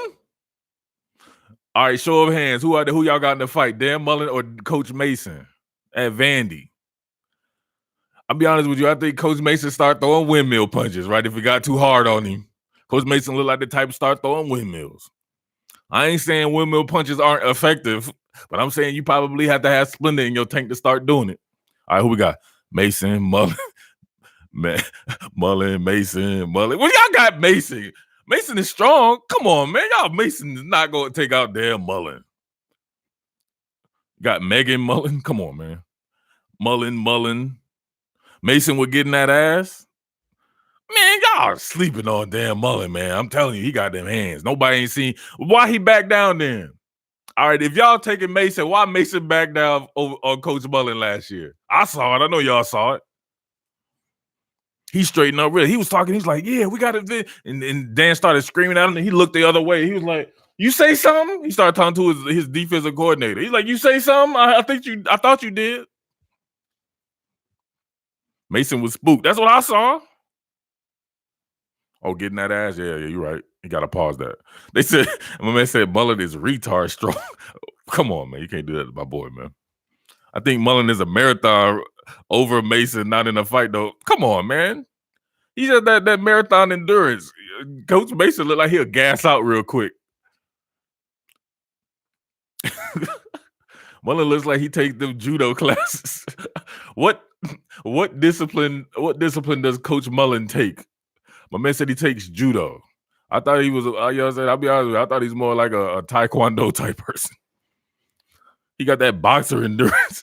Coach Mullen got that boxer endurance. What does Lincoln Riley have to do with anything? Why do people, when you're doing stuff like that, they just throw out somebody's name and they think it's like the greatest thing ever too? Mullen Sling Blade. Mullen took martial arts in high school though. I bet you. I'm telling you. Tater trying not to get in trouble at work. I don't want to get nobody in trouble at work, man. So we need to get back on topic. Who has Billy G recruited since Percy? Well, shit, didn't Billy G get all these Gators to right now? Like Jacob Copeland, wouldn't there be Jacob Copeland's right? He's in there, right? I'm confused. He didn't do Jacob Copeland? He didn't know. How did he do Jacob Copeland? Grimes, Jefferson? How did he do Jacob Copeland, bro? I'm confused on that about this. Cope was coming with butter teeth. Huh? Oh, butter. Who had butter teeth before him? I'm confused. What we talking about here? The previous defensive coordinator, he had butter teeth. He didn't get Copeland. I'm confused. I don't know why you people think that when there's a regime switch, you can leave. Guess what? I hate to break it to you. If Jalen Knighton, if whomever comes, right? Whomever comes to Florida State or goes to Florida State, if they were to get Jalen Knighton, regardless if he decommitted or not, you have to re-recruit these same guys, right? Y'all guys know my big brother, Coach K and them. What happened when Jimbo left FSU? All those Grayson kids decommitted. When you get a new regime change, they have to re-recruit those guys. So if he came in with, what is Jacob Copeland, a junior or something like that? I thought he was a freshman, a redshirt freshman or something like that. Copeland was committed to McElwain. He was, but you still got to re-recruit him. Mason Mid shits in his pants from Musk. I'm confused. I told you. Yeah, that's what I'm saying. He had to check his draws, right? Dan Mullen screamed at him. He had to check his draws. Billy G didn't want Jamar Chase. I heard that. Y'all told me Jamar Chase was he thinking about going to Florida or something like that? I'm confused. Remember Copeland's mama walked out on National Signing Day. I do remember that. But he went to Florida, right? And that was under Mullen last year, right? The 2018 class, right? Dan Mullen's first season. I'm confused why y'all think that he was going there. When you change coaches, most kids think about leaving. Copeland said he liked Billy G because he's the only coach who discussed his footwork and technique. Billy G was behind Copeland 100%. I don't know what to tell people. Don't know what to tell them. All right, thumbs up, check. Let's get it, baby. Let's get it to 130. 130, all you new people in here. Billy G is a great coach, but recruiting is suspect. Billy Gonzalez is old school, man. How many? He was back in the day too, wasn't he? What upset you see happening this weekend? Man, you'd have to tell me the games, to be honest with you. I don't really even pay attention but to the teams that I've been covering. I don't see any upsets on these teams that I cover on a regular basis, I'll tell you that. Billy G was there at LSU with Landry and Odell. Holla. Can't the new incoming coach take back offers? Yeah, they come in, they process people all the time. That's what happens. Penn State's not playing OSU, though. Penn State versus Minnesota, it wouldn't be an upset if you talking about Minnesota beating Penn State? I don't see it. What team has disappointed you the most this year? Somebody that I thought was going to be good. Michigan. Michigan's starting to take off though, but still, man, with those two losses, I thought the world of Michigan this year. Texas, I didn't think would be good. A&M, no, that was y'all. I didn't think A&M would be good. He decommitted when Matt got fired. Jacob Copeland decommitted when Matt got fired. Then why somebody, come on, y'all be trying to get past me. Y'all be trying to get the stuff past me. Well, then why don't you give him Billy G the credit if he decommitted when Matt got fired? Chase, oh no. Oh, Chase decommitted when Matt got fired. Oh, y'all mad because he couldn't get, but then y'all won't give him credit for getting Copeland, right? So when Chase decommits, right, it's like, oh yeah, he can't recruit. But then he keeps Copeland in the fold, then you're like, oh, he still can't recruit. Billy G wanted Chase too. Y'all are ridiculous. I have a hard time believing a wide receiver coach wouldn't want a freaking top, what was he, a top 3 or 4 receiver in the country?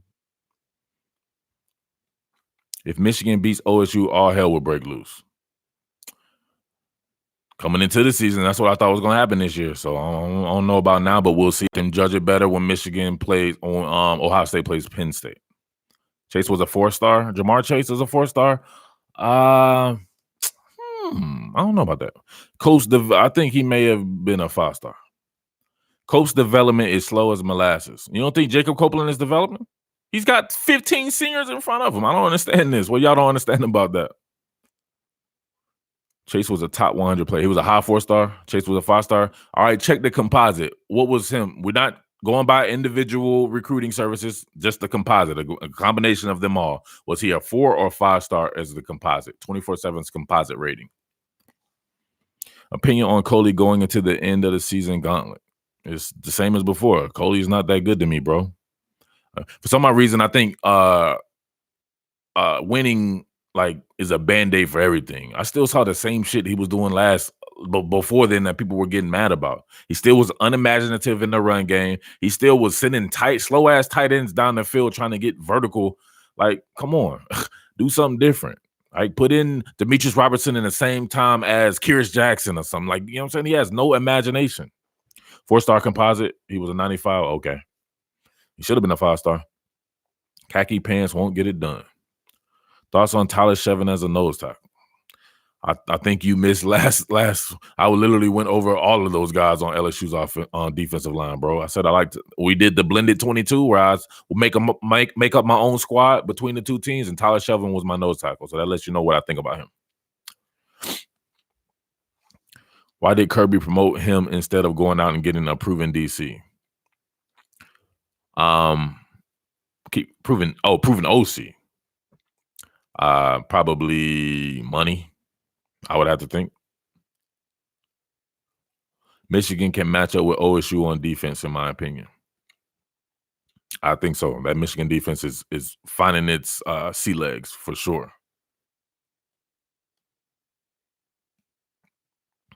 I did miss it. I am switching between both videos as we speak. Oh, okay. Yeah, if you check that bad boy out, we went through pretty much everything LSU, Alabama.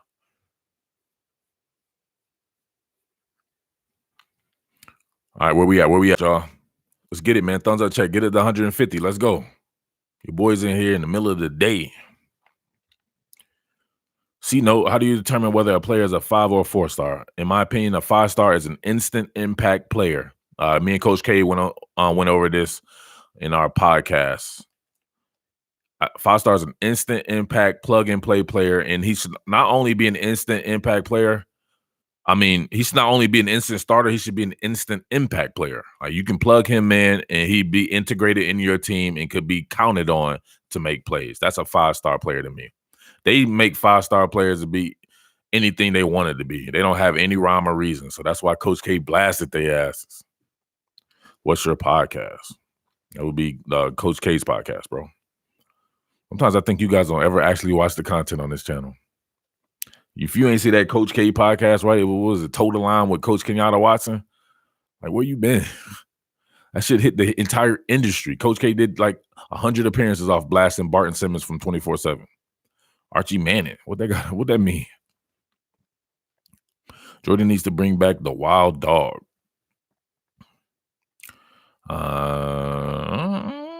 Maybe if you just like it, they can line up and run just fine though. The wild dog just be it's limiting as well, right? If you can turn around and do a play action off of it or something like that from a regular set, why not? When you do the wild dog, it's limiting. You're just going to run. Will it be close in the Georgia versus Missouri? Will it be close? I don't know. Georgia haven't been taken off on teams. It could be close. It could be a dominating victory that I think is decently close. I haven't really thought about it, to be honest with you. I expect Georgia to win, though. It should be one of those games where people aren't even really worried about it because Missouri's not on their level. But just for that USC game, it makes you have to concentrate on every single one of these games. So that was a great wake-up call for Georgia. Kelly Bryant is out. When was Kelly Bryant in? Kelly Bryant still look like he'd be struggling to me. Florida versus Vandy, thoughts / predictions. I haven't thought about it, man. The fact that you're even saying thoughts and predictions against Vandy, Vandy's still trying to score on Georgia, man. Vandy is trash dookie. Only thing I want to see is if Derek Mason want to run up on Coach Mullen. That's the only thing I want to see. Other than that, Florida should thrash these boys. Don't let it be a letdown game, though. You lost to Georgia. You weren't supposed to beat Georgia in the first place. Who said Kelly is out? I don't know. Did you trash the Tyrann Mathieu poster or something? I don't have any room to put up posters. You just see one poster. Why are you asking about Tyrann Mathieu? What about the Patrick Peterson poster on there, or the Ty Gurley, or you know what I'm saying, all the other posters? I have to figure it out. I haven't even unpacked this room yet. But as you see, there's not a big wall behind me, so I don't really have nowhere to put. I just was able to get one poster up there. Haven't heard anything about that man since he transferred. Who, Kelly Bryant? Bryant is pedestrian. Mullen needs to square up with Mason. It'll be the halftime event. That's what he wants. Mason was trying to sneak him from the side. Well, Mullen squared up on him and then said something to him. Then he's pretending like the DC said something to him. Huh? What'd you say? DC was like, I didn't say nothing. He was like, yeah, you did. I just don't want to look Dan Mullen in his eyes. I see Tebow. That's all that matters. Says, oh, Tebow in there. Was Tebowed up right there, right? There's 3 Tebow magazines right there. Got the men's fitness drawn. Got the when he clapped into Oklahoma right below that. And then I'm not sure what. It's probably from the same year. Blake Sims. What about Blake Sims right there? Do you think Clemson's schedule will come back to hurt them? Man, I have a hard time believing they would leave those guys out. I think y'all are playing too much into the first ranking. That's what they do. They want to set up stuff to have you guys watching college football. But those 4 teams are going to take care of each other, and Clemson's right there on the outside looking in. They'll be fine. Blake Sims was nice for 1 year. He only got a chance to play 1 year. Let's talk about what LSU's secondary will look like next year. All right, LSU secondary next year. Of course, Stingley be back. Then you'll have Cardell Flott back, Jay Ward back, right? So some of these guys have gotten some time as true freshmen, a whole bunch of true freshmen. The safety position is what kind of worries me, right? So if you move Marcel Brooks to outside linebacker, what does that do for the safety position? Ty Harris will be back, right? Give me some more names. Trent says the secondary will still be sick. You wouldn't say anything different, Trent, even if you felt like it wasn't going to be sick. Oh, Maurice Hampton will be back. Elias Ricks. Y'all doing Elias Ricks like that, you know what I'm saying? He signed on the dotted line. Don't mention anybody who hadn't signed with any team yet to me. Y'all are being so reckless. How many times have we seen guys flip and do this and that? Could you imagine being an Alabama fan right now talking about some what was the guy from Oklahoma that flipped on signing day from Alabama to Michigan? Dax Hill. Yeah, Dax Hill we got. Who else we got? Jalen Hurts, NFL, any thoughts? Oh, yeah, man. Clearly an NFL talent. He can definitely get his George Pickens. Or the Auburn people right now are thinking, yeah, we got George Pickens for our receiving core in 2019. Who else we got? Like, come on, man. Y'all gotta wait. I think Jalen Hurts will definitely get a shot in the NFL. I can see him as a potential second round pick, maybe person pushing the first round. He's killing it this year. You can't front on that. He showed himself to be worthy at the end of last year, too. Harris Jr., Ty Harris Jr., Eric Monroe as well. These guys are all improving, man. I don't see how you can say that they will for sure be the truth, but those are some talented guys for sure, but a lot of inexperience with those guys. Miles Brennan as QB next year, thought. I like Miles Brennan. I like Miles Brennan, but I'm not so sure he fits like Joe Burrow does, man, with that athleticism. I don't think Miles has that type of athleticism. Sadiq Charles, not that good to me. And I love Sadiq Charles. That was my dude. When he first came in, like one of his first years, I was like, man, Sadiq Charles is the truth. But he's steadily declined ever since then. 24, this dude doing Auburn pick. Alec Cooper on that woody. LSU has 5 freshman players in the secondary, including Stingley. We all know that, bro. I don't know about LSU's secondary in 2020. Lamar Stevens, to me, is the most solid. Lamar Stevens may be the most solid commenter on YouTube, like on Top Billing YouTube, on the channel. He's always he's a LSU person, tried and true, but he's also realistic with a lot of stuff. I noticed some of these guys, it just doesn't matter. They just, I gotta go Tigers. Like Lamar Stevens is a cat that I could kick it with. You know what I'm saying? No homo though. You know what I'm saying? Lamar Stevens look kind of fruity too though. So I don't know if I'll be kicking it with fruity Lamar Stevens. Laterio Dawson, thank you. I appreciate it. I don't know about LSU defensive line in 2020 either. All right, let's do the defensive line. I'm just playing with you, Lamar. All right, so you would have my first player I'm thinking about is Tyler Shelvin, Siaki Ika, Glenn Logan should be back. Neil Farrell, right? What is Farrell? Hopefully. Hello and thanks. What is Farrell? I was playing with Lamar Stevens. That's my dude. That's why I can play with him like that. Justin Thomas. But somebody tell me what Neil Farrell is.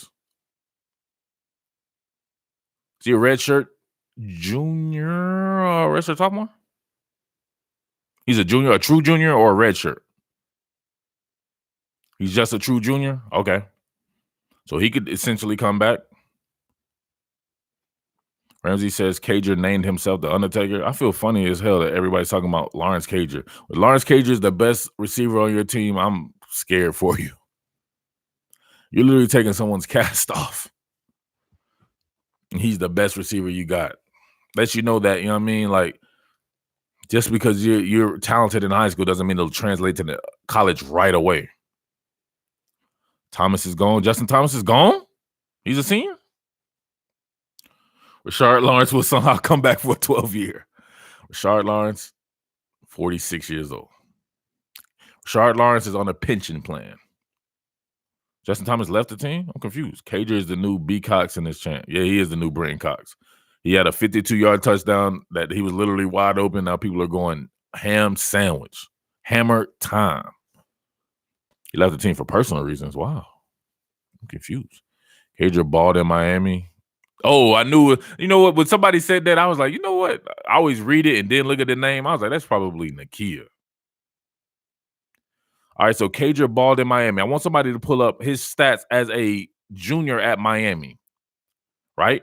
I think it's time that we start putting Nakia on the hot seat, right? Because Nakia be saying some shit like all the time, and I just be like, what the hell's Nakia talking about? I covered this. You never heard of freaking Lawrence Cager. I covered the dude on a day in, week in, and week out basis for canesport.com as a film analyst. Same shit I do right now. I did this shit every week for them, whatever like that. And people were always mad. He was always dropping passes, couldn't really get open. He was a great like red zone threat. He's 6'5", right? A lot of these guys are of 5'10" that's guarding them, right? He should be able to jump over some 5'10" person in the red zone, right? But as far as the 20-20 game, getting open and shit like that, he will make some really good catches. Then he will make bonehead drops all the time, right? I want you to name some games that you saw Lawrence Cager play in and to give me some specifics of the game. Or you just going to come here and do your dumb Georgia fan shit. What LSU's linebackers look like next year? Shit, Jacob Phillips should be gone. But, man, the rest of them dudes should come back, right? You got your my man Damone Clark, and you got freaking what's one? Patrick Queen. All those guys should be back. Lawrence Cager was just a big red zone target at Miami. Micah Baskerville, yeah, I like him too. Come on, Nakia, where you at?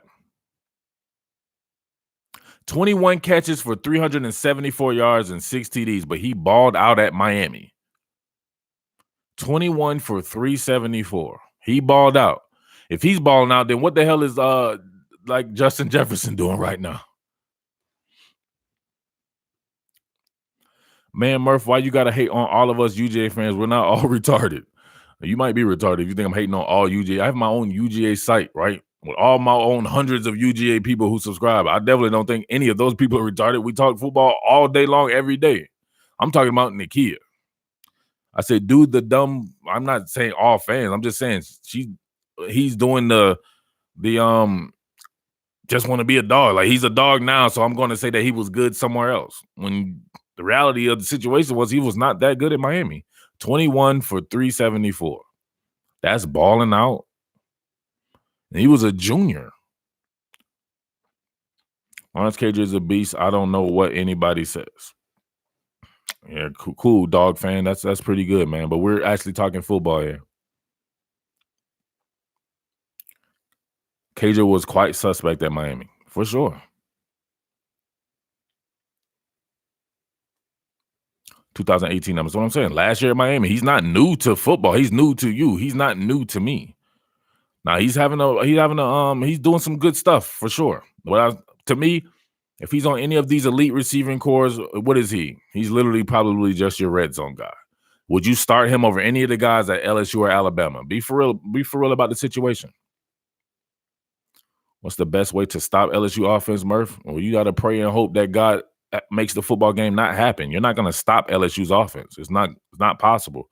Can you limit them? Yeah, you can limit them. Do the same shit that I done said for 100 weeks, right? I did the same shit about Alabama. Same rules apply to LSU. Hands-on man, take away the quick game stuff.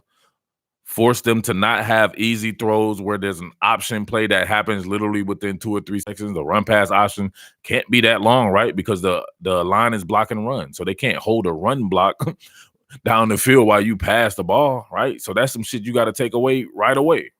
So it's probably easier said than done when you got to go against Jamar Chase and Justin Jefferson and Terrace Marshall. These guys can get open pretty fast. But if you have the cornerbacks to do it, you force them to do different shit in their playbook. Turnstile. What's up, Mike?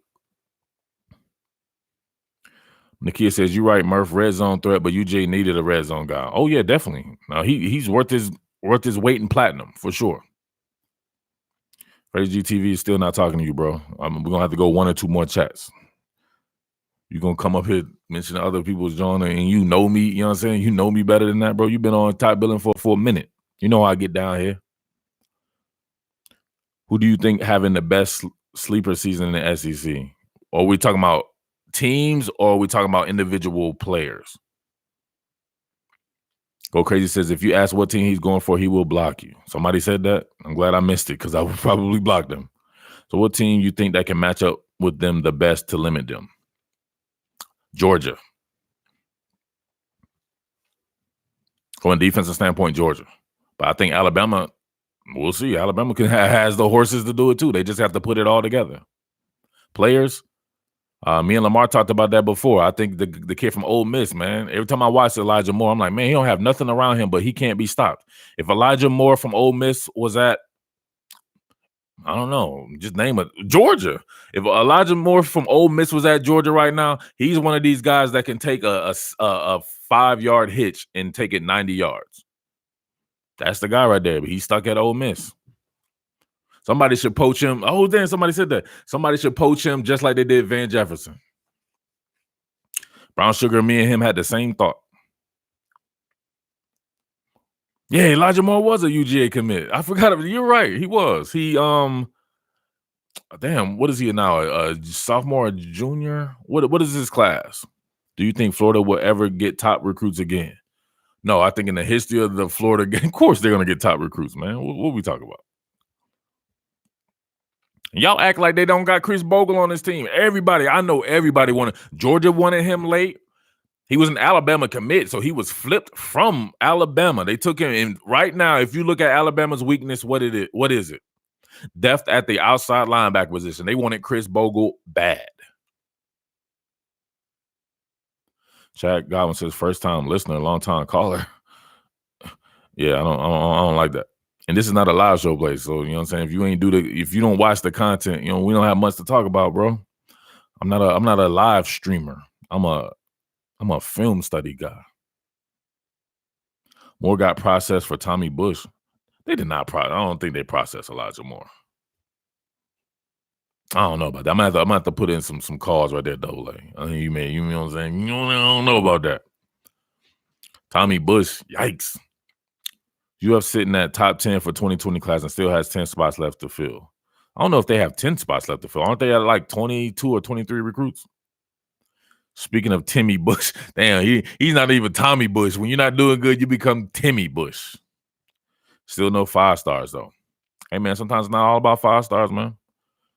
Get who you get and coach them up. No 5 stars and none of these high-level recruits on the roster, but, man, you still didn't get blown out by Georgia. It was still competitive. You ever see a Power 5 school hiring Hugh Freeze? Yeah. In which capacity? As a head coach? I don't know. I think he may have done himself a disservice with all the biblical talk and all that, right? And I wonder if people really want to, you know what I'm saying? You're doing that type of stuff, you better keep winning. First time I was able to catch live stream. So have you actually seen the content on the channel, though, is what I'm saying, Chad. Prediction on the game Saturday. I say, come on, man. We don't do that. You know what I'm saying? Learn the... You've seen it? All right, then what's your question now, Chad, if you say you've seen the content?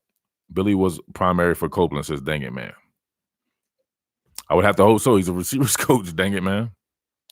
Do you think Dominic Blaylock is underused? Yes, because they're always running these tight ends out there. Like, come on, you don't have anything in your playbook to where you can take the tight ends out and just put in a couple of receivers. That's what I'm asking for Coley.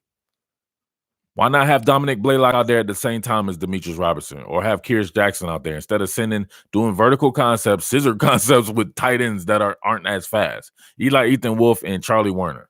Now, I like both of those guys or whatever like that, but try something different. The hacker.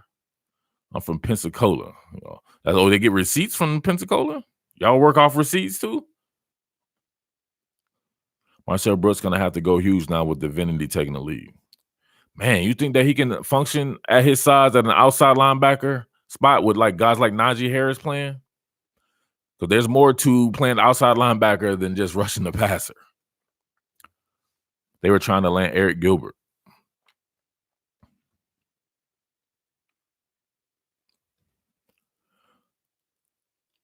Kirby is stubborn.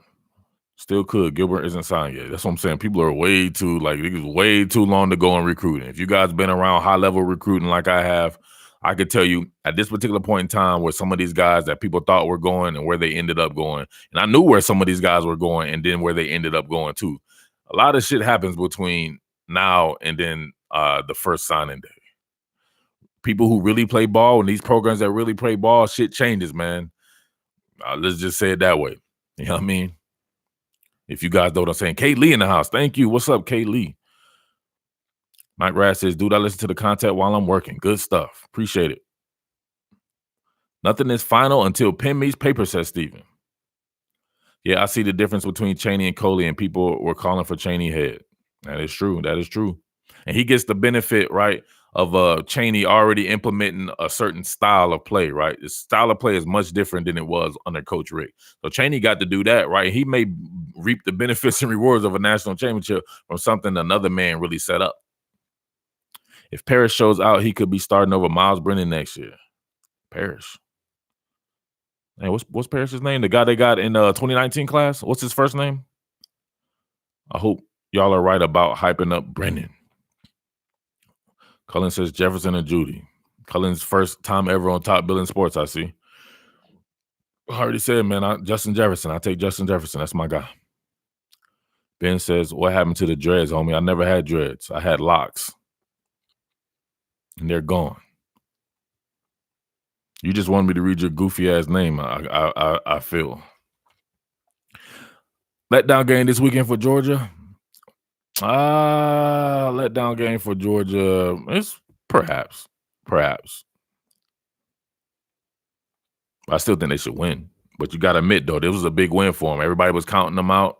Everybody after the fact will be like, oh, yeah, we knew Georgia was going to win. That's not what you said before the game. I thought that Moss was going to NC State. He did go to NC State, K. Lee, didn't he? And he didn't transfer to LSU? Missouri has a top 10 defense. They do. That it does. UGA beating LSU or Bama. We'll cross that bridge when we get there. Brennan is getting his shot most likely, says B. Wyman.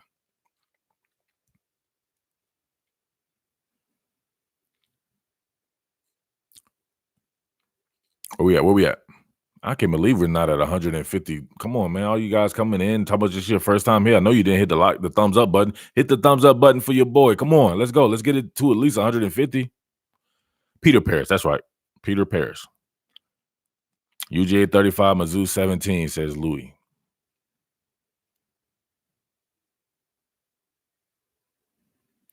The outcome of the LSU Bama game will be determined by who scores the most points. Is that worse than the is that worse than the one yesterday with the dude? What did he say yesterday? It was something so Captain Obvious. Falcons Fury, what's going on, brother? What's up, Murph? About to be a big recruiting weekend. All right, so y'all tell me about it. Y'all know I don't follow recruiting like that. I don't follow recruiting like that. As far as that goes, who's going to be at the Florida Vandy game? That's a big recruiting weekend. Van Jefferson over Jefferson and Judy. I probably wouldn't do that. He's close, though. He's right up there with him. The outcome of the game is determined by who has the most points. B. Wyman says, whoever has the most points on the scoreboard at the end will probably win. What's up with these Captain Obvious people we covered here like that? Y'all gotta give me y'all best Captain Obvious impressions. Are you coming here and just say Bo Nix is overrated? The Knighton kid who just decommitted from FSU, he's gonna be there. Jalen Knighton's gonna be at the Florida Vandy game. They need him bad. What's your best case scenario? Suppose Florida were to flip the kid DeMarcus Bowman. Now that's a kid that I could see fitting in Dan Mullen's system for real too. Any of y'all heard anything about Eric King? I think their UGA game will be a TD game. Bowman, a Lakeland kid too. There you go. I just wanted to say Lawrence Cager is the man. Scared for if he's the man. I'm scared for the prospects of UGA moving forward when they face Alabama and LSU and teams like that. You think Trey Hill moves to guard and Clay Webb takes over center next year? Hill is struggling. Man, Clay Webb at the center? I got to see how big he is. I'll see how big he is next year. I would definitely think about making a move like that, right? Listen, they're trying to get everybody on the field at the same time. They in the offseason, they did try. What's my man's name? Why am I drawing a blank? I think it's getting to that time when the blood sugar's getting low. I got to go eat. Cade Mays, right? I was thinking about how to get the best players on the field at the same time. Why not Cade Mays at center? Then you move your boy to the right guard. And then your right tackle is Isaiah Wilson. Your left guard, Solomon Kinley. If we're talking about next year, though, who would be the left tackle next year, in your opinion? Guess Cade Mays would be that, right? Are you comfortable with Cade Mays being there? And if Solomon, it will all depend on Solomon Kinley to me. I got to see if he stays or goes. If he stays, that's gangster. Cade still takes the second most center snaps in practice over the freshman. Damn. He takes more center snaps than Warren Erickson? The FSU game will be the next big recruiting weekend. Okay, got you. That's why I thought Jalen Knighton would have. They probably wouldn't want him to go to that game, I guess, the Florida game. I don't know. If you bust their asses right in front of Jalen Knighton's face, that would be hard. Bowman was a killer. I honestly thought he was coming to Florida. It's never too late, though. Never too late. Not at all. I'm telling you. All kinds of shit that people thought were going to go down went a lot different this time last year. Damone Clark leads the SEC in pressure percentage of guys that have pass rush over 25. Well, Damone Clark's literally been sent on blitzes. But I'm not sure what that means, right? I want to hear pressure percentage from someone who is on the line of scrimmage having to go man-to-man against an offensive lineman. UGA finna break hearts come December 5th. That was too ambiguous. Are they going to break hearts in a positive or negative manner? Bowman would be huge. That would be huge. Bowman would be hood. What about the Arian Smith kid if Florida were to land Arian Smith? Murph, the defense that gives up the least amount of points wins. Daniel, you may be on to something. I'm not totally positive about that, but you just may be on to something. Thoughts on Jordan Burch? What about him? I don't know where he's going to go, so don't ask me anything like that. Nor would I probably talk about that on a free platform like this. As a player, he looks pretty good, man. He looks damn good. If they can't score, you'll never lose.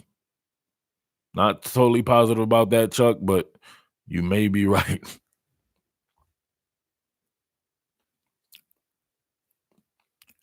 Right, hopefully don't break UJRs. Exactly. UJ could lose 3 to 4 starters on the O-line after this season. On the O-line? All right, so let's name them. Isaiah Wilson could go. Big Ben Cleveland could go. Solomon Kinley could go. Andrew Thomas could go. But all those guys could actually come back too. Wouldn't that be crazy? Suppose they come back like, man, we want one more again. And Fromm and Swift. I expect Swift to go. Cats coming from different states and stuff like that. Think about it. Just logically thinking, you come all the way from Philadelphia to Georgia, you would probably leave early if you're able to. CJ Henderson's brother is a high-level wide receiver recruit this year, but Clemson is on him too, so you know how that goes. Dang, that's hard. What's his name? Give me CJ Henderson's brother's name. I'll check him out. Would you start Trask or Emery next year? If I'm Dan Mullen, man, it's hard to see the success of Trask and then be like, you know what? We're just going to sit him when he gets a whole offseason to be a starter, take starters reps and all that. Sky's the limit for the guy. But for Mullen's scheme, Emory Jones fits it better, man. So it's a hard call, to be honest with you. Hope all come back. That will be true. Wall then with one more year of development. Man, all those guys are developed except for the one that would be coming back, no doubt, Trey Hill. Those other guys are maxed out.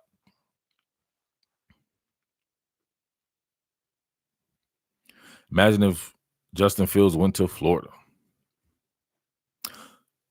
How do you put up with all this ignorance? Good night, Murph. Damn, good night. Damn, where you at?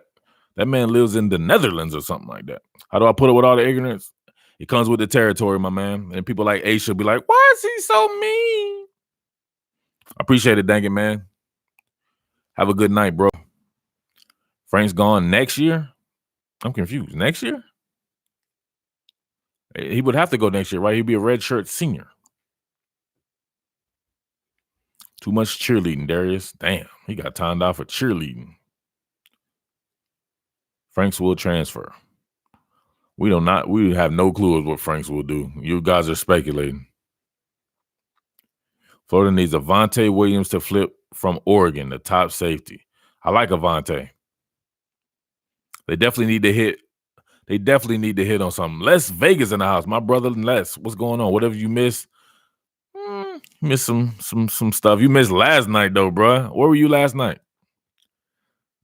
You missed this girl earlier and stuff like that. She was like, she said I was inappropriate or something like that. I'm spazzed out on people. She said spazzed out on people is inappropriate. Kevin Lee with that zero tolerance policy.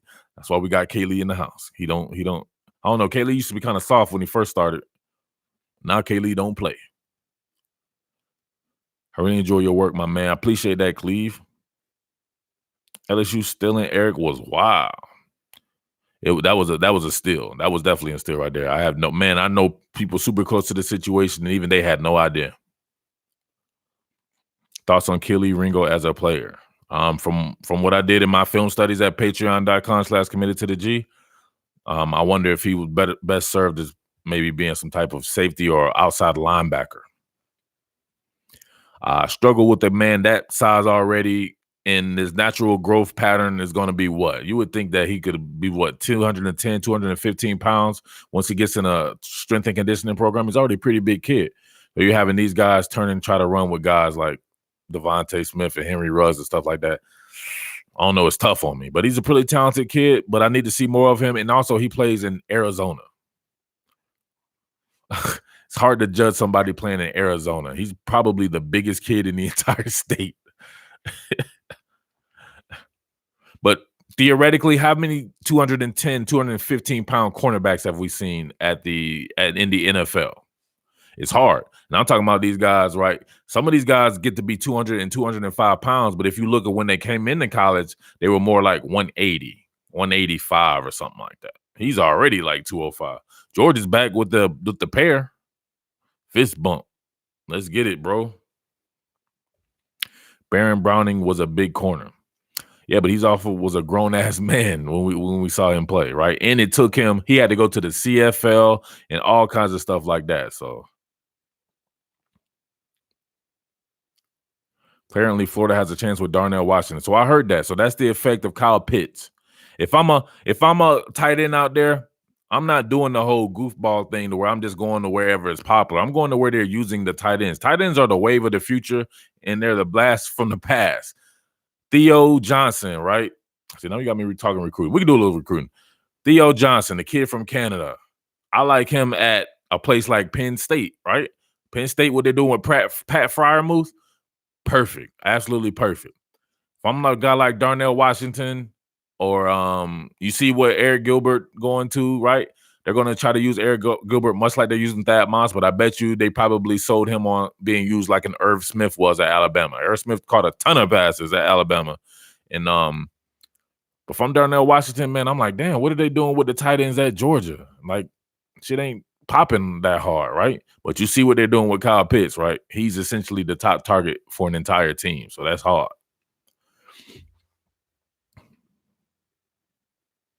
All right, Trip, we got to get you up out of here, man. You're doing the you're cheerleading too much. Like, come on, bro. These look like we want to cheerlead up in here. Recruiting is a touchy subject with Florida fans. Florida needs to recruit a big running back like Bama recruits, along with the good O-line.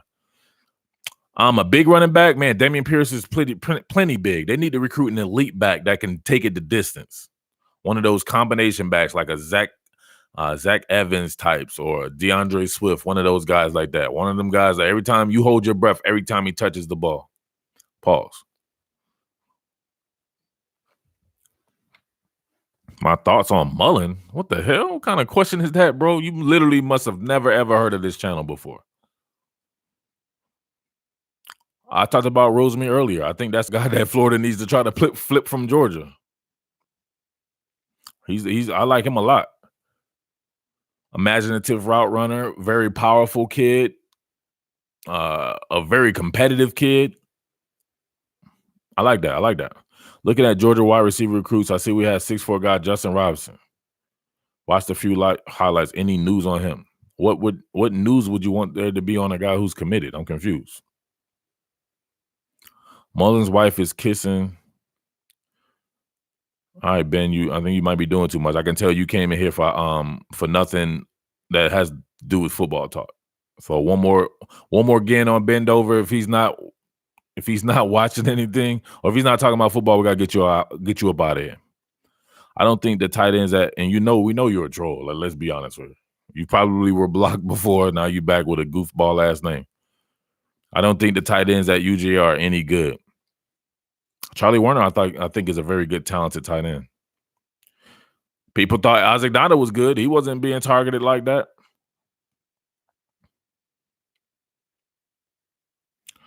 I was going to say him. The first time I saw his name last, I thought he would have been blocked, to be honest with you. And he came in here trying to be cute, too. But I'm not modding right now. And K-Lee be sleep at the wheel. John Fitzpatrick has promise. Man, everybody was high on Brett Seether. What's going on with that? You mean you don't think Georgia has any good tight ends? People told me Brett Seether had gifts that nobody else in the country had. And this is for real. We're being for real right here. People were saying that about Brett Seether. They were being prisoners of the second signing period moment. He's got one more chance, like Biggie says. I only think he got that. Santee got him up out of here. Damn. Blakey says, bro, as an LSU fan, I hope Brennan gets up out of here. Damn. I'm confused. Where is this Miles Brennan hate coming from? He must have gotten in at the end of one of these games that I wasn't watching. He must have got in one of them games that I know I didn't watch. They played some weird ass teams. I'm like, I can't watch this. I'm sorry.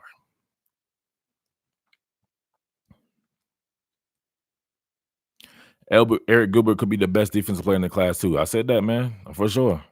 Be honest with you, that would be the spot. I would play that man. I'm like, yeah, you come and play tight end. But you know what they really need? A freaky ass outside linebacker, and that's what Eric Gilbert would be. They have a million targets, right? Trey Palmer's on the team. What's his name?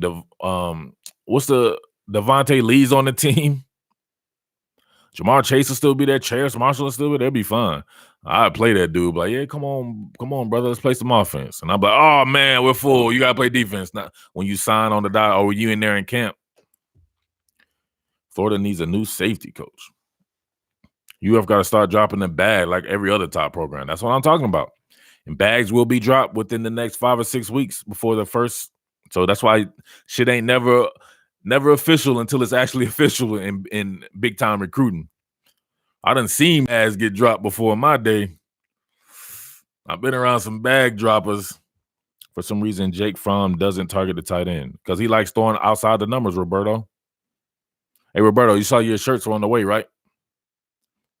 LSU is dropping that bag. Oh, we already know that. Who exactly drops them bags? You know who drops them bags. Y'all just want me to say the shit. Come on, man.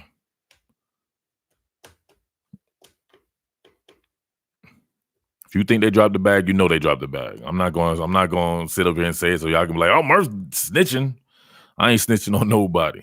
I ain't never knock on nobody, like Vin Diesel said. Fromm loves using the tight ends in the hurry up. Pause. Boosters. Oh, you meant the type of people. Nah, I've seen coaches drop bags, bro. UGA, Bama, LSU, Auburn, Oklahoma. Says less.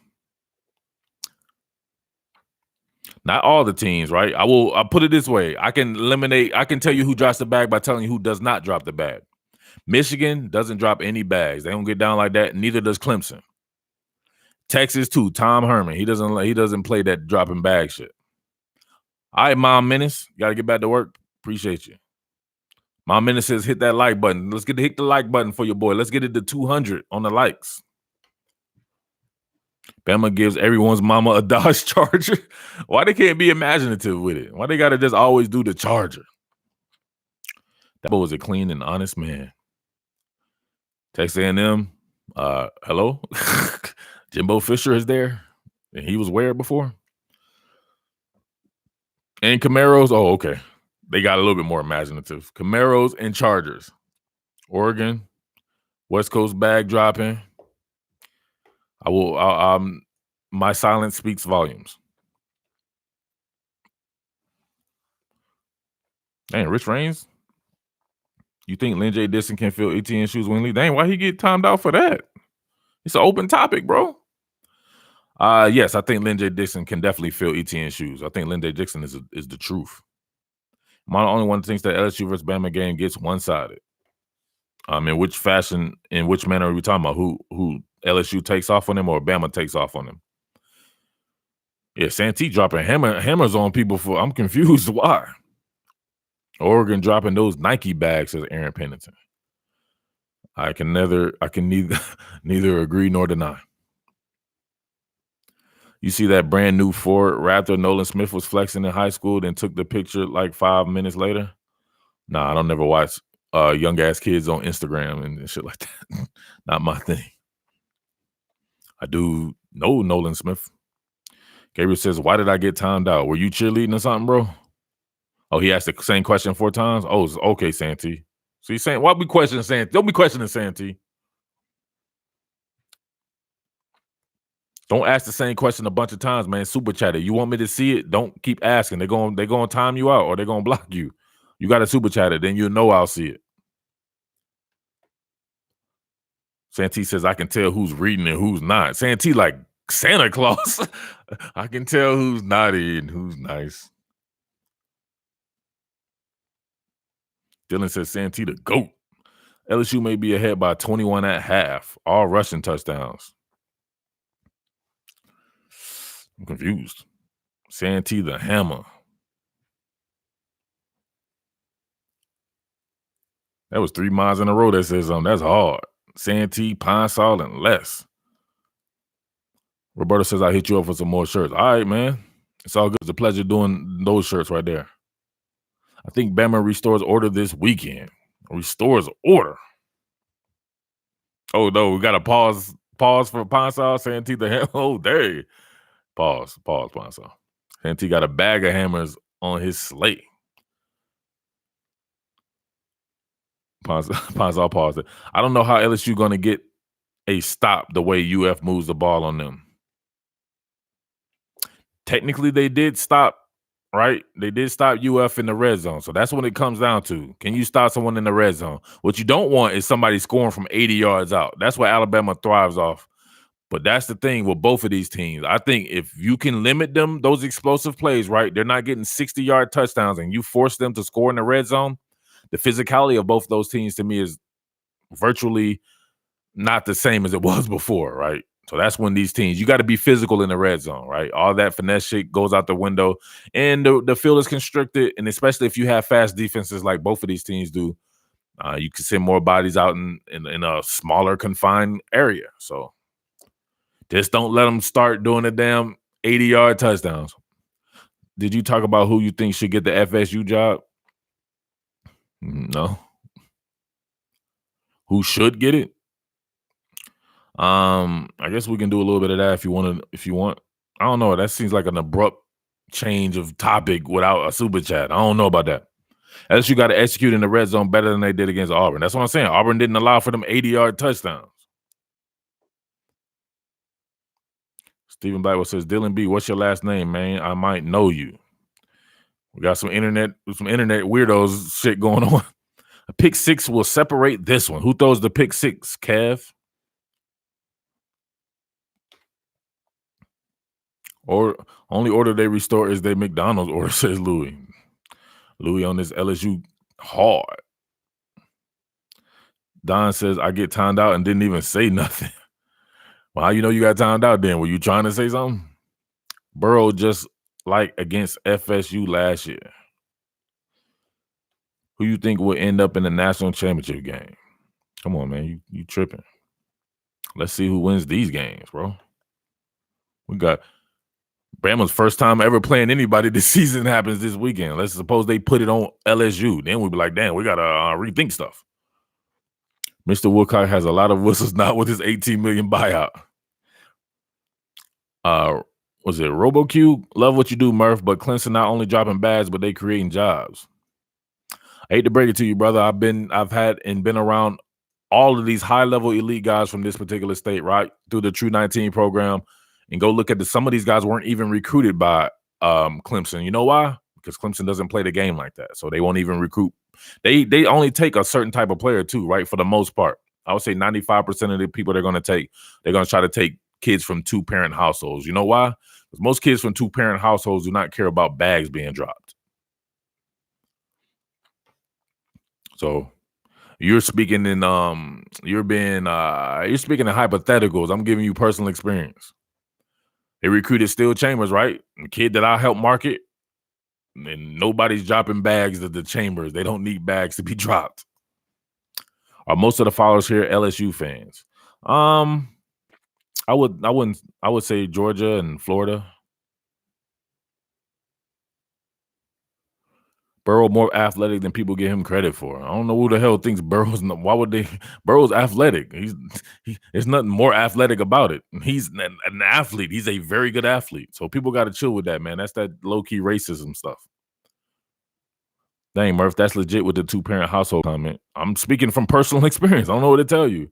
I'm pretty sure everybody knows my association with the True 19 program and my big brother, Coach K. I know all these kids, and I know who was getting recruited by them and who's not. They prefer kids. They won't never come out and say anything like that, right? That'll be a program rumor. But you can just look by what they do. They want kids from two-parent households. Same thing with Michigan. They want that because there's less stress involved with that. You start getting these people and their brother is their guardian and stuff like that. These people have their hands out.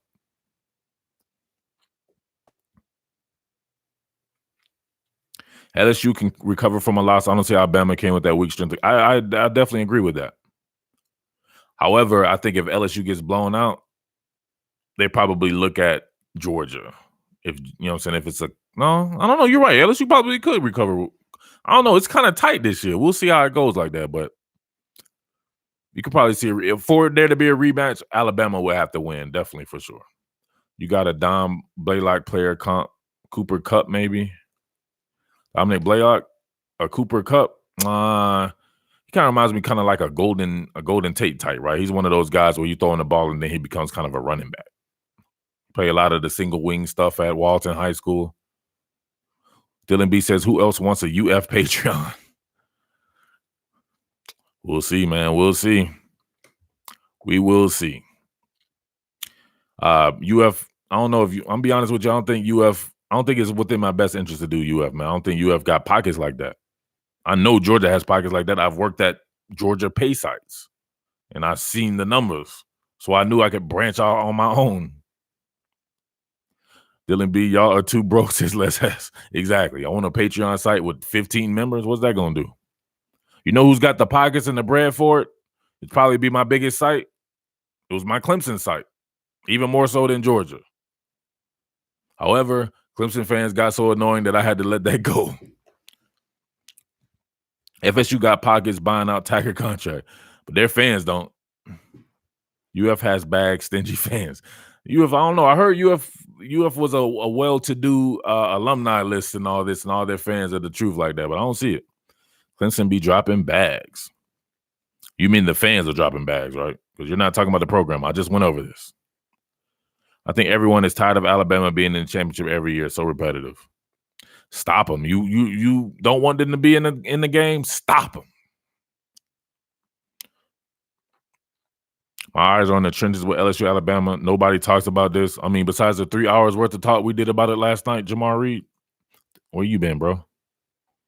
Yes, the fans do be dropping back. I will give Clemson fans credit for that. Them boys, they were supporting hard for that Clemson Patreon site I had, Inside Clemson or whatever it was. I had stopped doing the site. It was like 5-6 months later. People were still hanging on to it like I was still doing it. I'm like, these people paying money for no reason. Best comparison to Joe Burrow. I've been thinking about that for a long time, man. I see all kinds of stuff in Joe Burrow. Man. Somebody who's athletic. That's the first thing that pops. Somebody who's athletic with. I see him. He's kind of like an Alex Smith to me. Need to go check that video out, says Jamar Reed. What's wrong with you? He's not that hard to compare. Yeah, Aaron Rodgers. That's what they said. Aaron Rodgers. That's who they were comparing. Aaron Rodgers and Alex Smith. They said that those two boys are very much one and the same.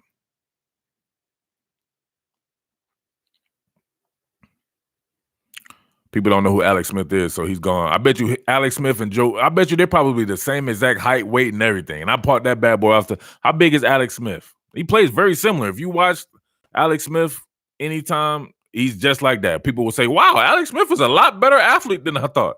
I'm like, really? He only played at Utah for Dan Mullen and Coach Meyer, and they ran an option with him a lot. Mahomes, Patrick Mahomes? People are just recent. They just like whomever is new. I don't see no Patrick Mahomes in him. I don't see that. Alex Smith was the truth. People didn't want to give him any props, man. He ended up being better than Colin Kaepernick. Yep, they want to say Gardner Minshew now. Mahomes, houseway. Smith, 6'3", 220. What's Burrow? 6'3", 220. Hold on. Somebody give me a second. Somebody give me NFL.com. We'll have to get 3 or 4 people to do it because they always do that, and then they be like, hello and thanks.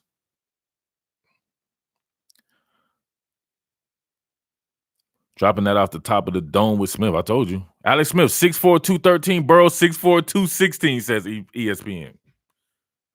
Boom. That was literally off the top of the dome. I was like, man, who's the first thing I think about? Was somebody who's an athlete that people will be like, oh, he's not that much of an athlete and this and that. The ability to throw different angles. Alex Smith can do that.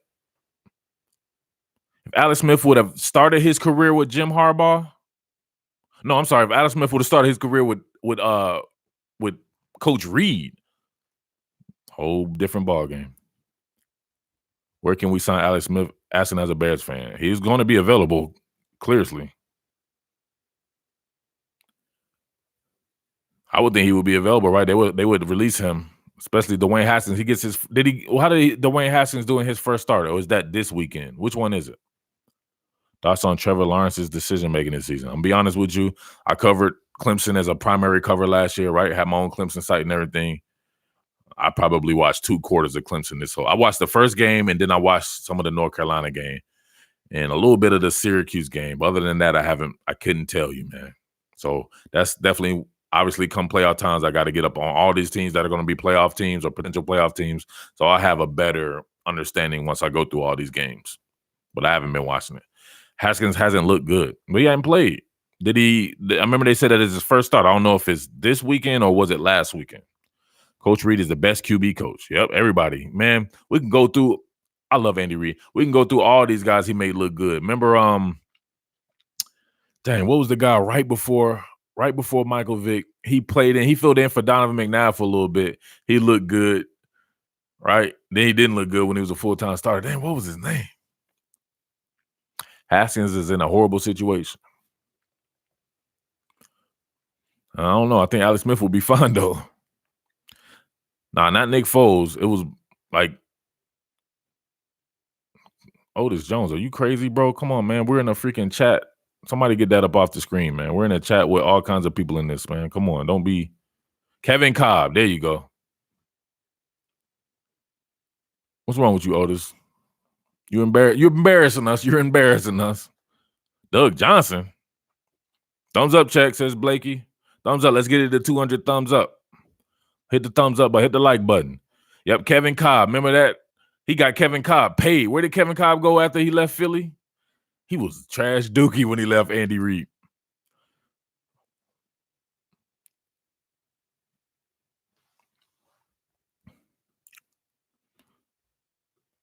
What did RoboQ say? Okay, you just clarified. Clemson, the school, no.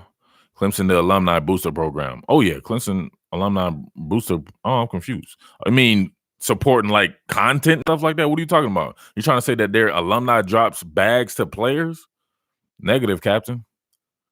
Steve Young, my all-time favorite quarterback, him and Peyton Manning. Haskins, 15 out of 22, 144 yards, 0 touchdowns, 0 interceptions. Hey, man, it's the NFL, your first start. Yeah, the Cardinals and the Bills. That's what I think. Kevin Cobb went to the Cardinals. He was trash dookie. Andy Reid made him a lot of money. Nick Foles, too. Nick Foles left the Eagles and went to the Rams, was trash dookie.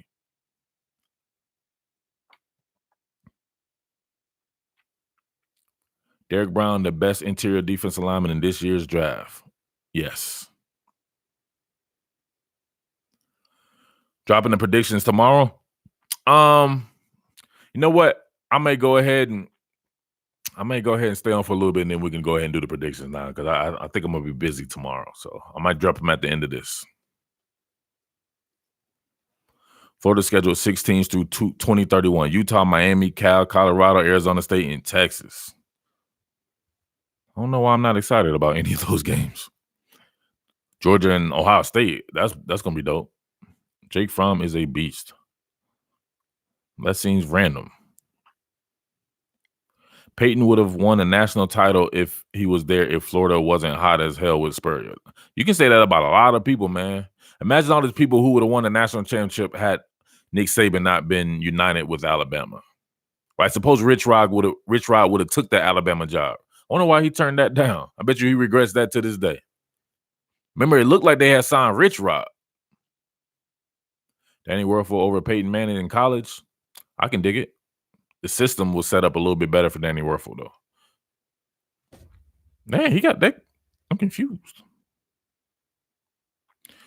Dang, why you won't let the man say Joe Burrow over Jake Fromm? I'm confused. He can say Joe Burrow over Jake Fromm. I wouldn't take him over Jake Fromm. They're doing two totally different things, right? So when Joe Burrow was in a more of a pro style system last year, he didn't do as well. Jake Fromm's only in a pro style system. Imagine if Peyton comes and coaches Tennessee. He'd have the number 1 recruiting classes. Yeah, well, could he coach? Clemson has taken off in recruiting lately, but their first national title with Dabo didn't have a class better than 9. Exactly. That's what people keep acting like. I don't know. People don't pay attention to anything. You know what? Clemson coaches up people. That's what happens. That's what I feel about Dan Mullen and his band of brothers, right? They're coaching guys up. They're used to doing more with less. That's what Clemson did. And they were having recruiting classes like 13 and stuff. And Rambo says, imagine what Manning would have done with them Spurrier coach Gators. That's what I'm saying. You saying that in college, put Peyton Manning with Steve Spurrier. What would that have looked like?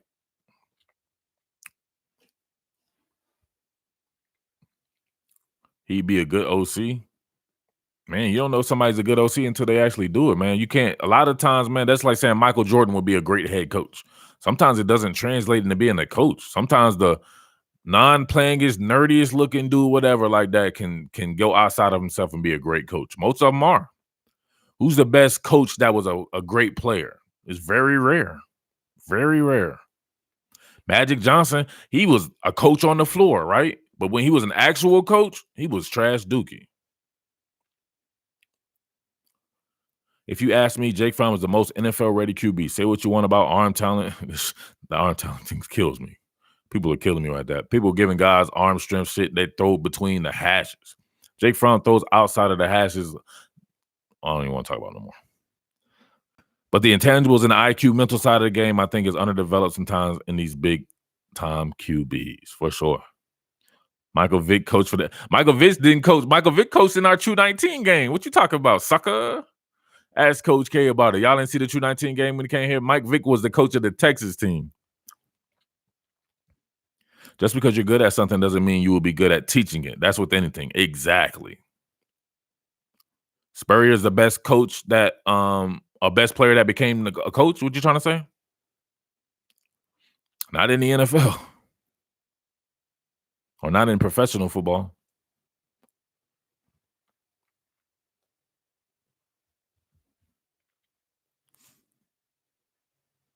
I don't know. Hunter Wynn's been a cheerleader.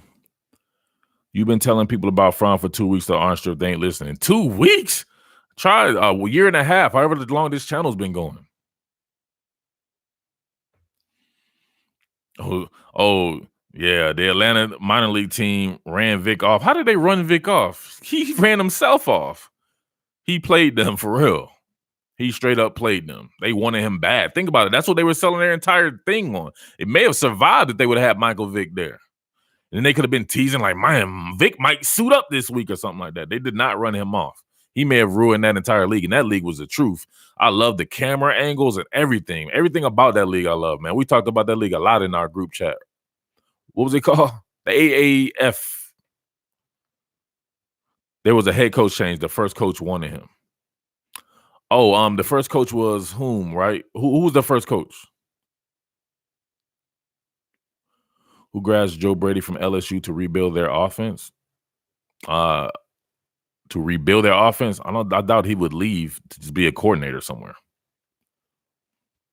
It would have to be somebody's leaving to rebuild their program. He becomes a head coach, and yes, other than that, man, he'll just sit there and be a OC at he's not even an OC at LSU. So think about that. He's a passing game coordinator. He's a passing game coordinator. At the very least, they can make him an actual sole OC where he calls all the plays. And in fact, I don't think he calls plays. So why would he leave? He would just do that and then become a head coach. Maybe FSU for Joe Brady, but that's a stretch. I doubt they would sign him now. He's not even a sole coordinator yet. That would be way too quick.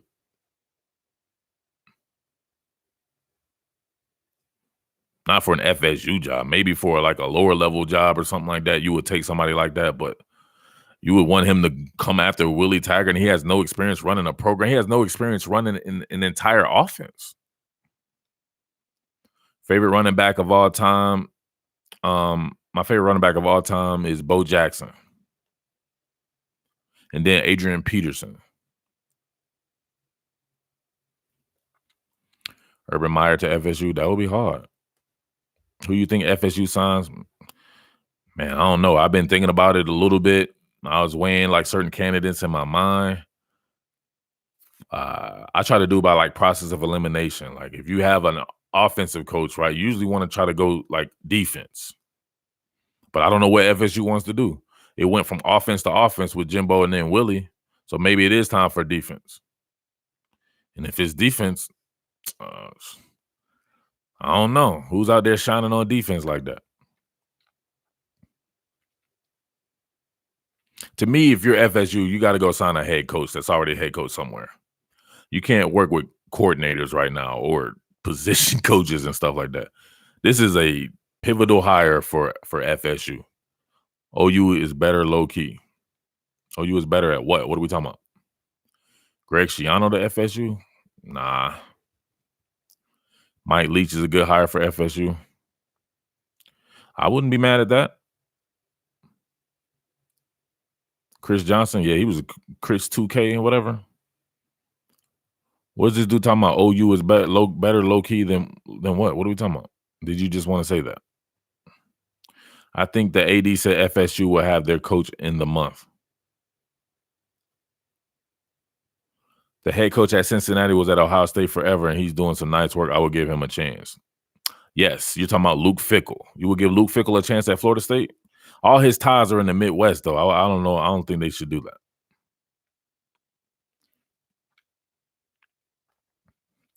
Mario Cristobal, that will be hard. But are you going to go and get Oregon's head coach like you just did? FSU can call Gene Chizik. You tripping. Les Miles.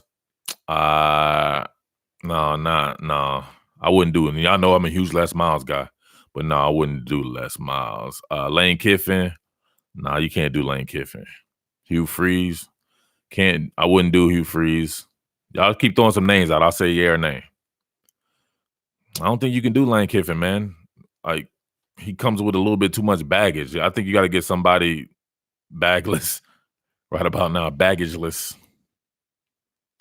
Mark Stoops.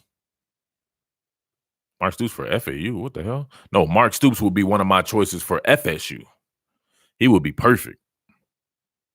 Well, I say a defensive guy. He already knows the region. He was at Florida State. He was a great defensive coordinator when he was there. He's done more with less at Kentucky. He would probably be my number one guy. Oh, you meant FSU? Okay. Mark Richt, if he hadn't done the Miami thing already, Mark Richt would have been perfect. Stoops is a name being tossed around the most. Yeah, but it's Bob Stoops. I don't think Bob Stoops go there, but Mark Stoops, that's the guy they should be tossing around, not Bob. I don't know if Bob is realistic. Mark Stoops would be dumb to turn that down. Bobby Bowden, I'm trying to be cute. Mel Tucker, not enough time running his own program. Not enough success yet. Mark Stoops has had success we saw last year, put people in the NFL. He's been a head coach now for 3 or 4 years. And the previous place he was at before Kentucky, Florida State. Brent Venables hasn't run his own program yet. So I don't think you should. Charlie Strong, I would give Charlie Strong a shot there, but I know people would probably lead down on Charlie Strong. I don't think he's doing well at USF, so it's hard to say that. Mac Brown, Mac Brown needs to stay at North Carolina and do funny dances and ride off into the sunset. I think it's over for Mac Brown in that manner. He's perfect for North Carolina, though. The Memphis head coach, what's his name? What is the Memphis head coach's name? McElwain? Nah. Butch Jones? Nah. Buy out Jimbo and bring him back? Nah. Chris Peterson at Washington? Yes.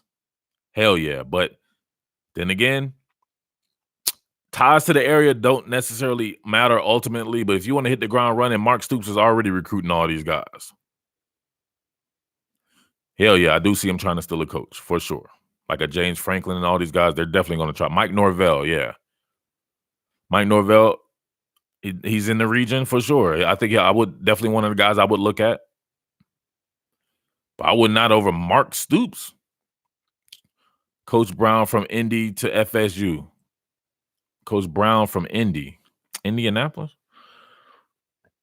Coach Brown. What are we talking about, Chuck? JC trying to be funny. All right, so PJ Fleck, right? PJ Fleck, you can't do, in my opinion, right? As good as a coach as he is, he's like the white Willie Taggart, meaning from the standpoint that he's all about these dumbass, like, row the boats, and not saying it's dumb or whatever like that, but that's what Willie Taggart was feeding off of, right? Do something and all that. Like, they're very much the same. Can you really sell that that's going to be the same, right? I don't know. I don't think you can go there again. You're very much hiring the same person. James Franklin. All right, so James Franklin, me and Coach K were talking about this today. Coach K was on the side of you guys. He said that James Franklin should leave Florida State for Penn State. I mean, should leave Penn State for Florida State. I said that at the very least, it's a lateral move, and I think Penn State is an even more iconic school than Florida State. I think Florida State is a cooler school. I call it the Mecca and all that or whatever. It was cool when I was a kid, so it resonated with me. But from an iconic standpoint, I don't see how Florida State is a better job than Penn State. He said that recruiting area, right? He likes the fact that James Franklin will be able to recruit in this area, and it's more of a hotbed. But I said Penn State recruiting the DMV, I think it works out. DMV is a hotbed to me, and they recruit Ohio pretty well, and they kind of rack up in the Northeast. And it's an iconic brand to where they can go and cherry pick guys from all around the country as well. So help me and Coach K decide this debate. What's the better job, Penn State or Florida State?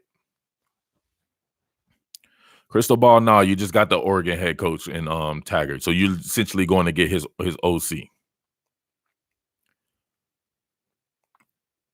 DMV players are better than Florida players. But you know, at Florida State, they recruit Georgia and they recruit more than just Florida. They recruit nationally. All right, Florida State's the better job. Florida State, Louis says Penn State. Aaron says FSU 10 years ago. But what about now, bro? Are you trying to say now? Derek Mason, come on, let's be for real. When we're trying to have these discussions, if you're not with it, don't say nothing, bro. If you're not mature enough to handle the discussion, just don't say nothing. Les Miles.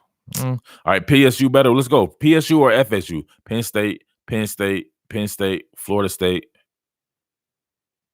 I wish I could call up Coach K right now to give his side of the story.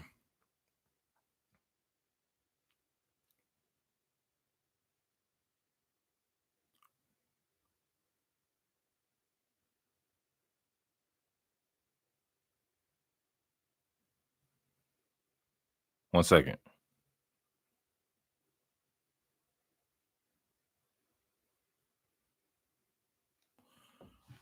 FSU, Penn State, Steve Sarkisian, Bama OC, former head coach. Yeah, he got a lot of baggage to him though, bro. I wouldn't touch that.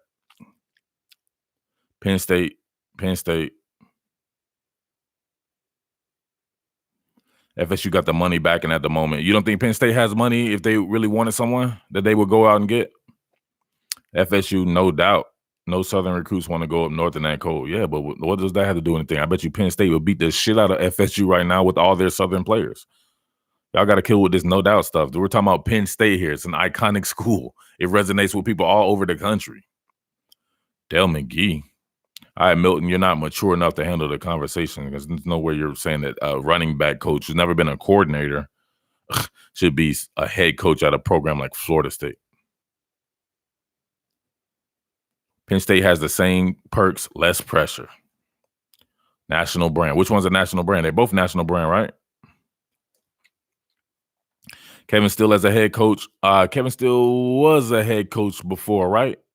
Dino Babers. Now, that's not a bad idea. I never even thought about Dino Babers.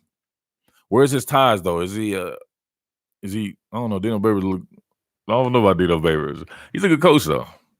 We should ignore trolls, bro. What you mean we should ignore trolls? I'm the one that's not ignoring the trolls. You can do what you do. Trolls are my friend. Hello and thanks. I don't think any 17-year-old kid will prefer Penn State if you put them side by side, to be honest. I'm confused by this. You do realize that Penn State recruited a lot of players that Florida State recruited, right? And they have an actual team that they're playing right now. What about John Dunmore? I can name actual players. John Dunmore, it came from Florida in the 2019 class to Penn State. What are we talking about here? Like, it took him from Florida. So all these other teams, right? So they're recruiting the DMV area. Florida State is known for recruiting the DMV area, right? They got the number one player in the country at one particular point in time, Josh Sweat from out of the DMV area. They got a 5-star and Levante Taylor out of the DMV area. And we know Penn State recruits that area, right? So think about all the DMV kids that gone from the DMV to Penn State. Like, I don't understand what you're talking about right there. Noah Kane. Is that Penn State right now, right? Played at the IMG Academy? I saw with the Herm Edwards thing, man. I don't think so.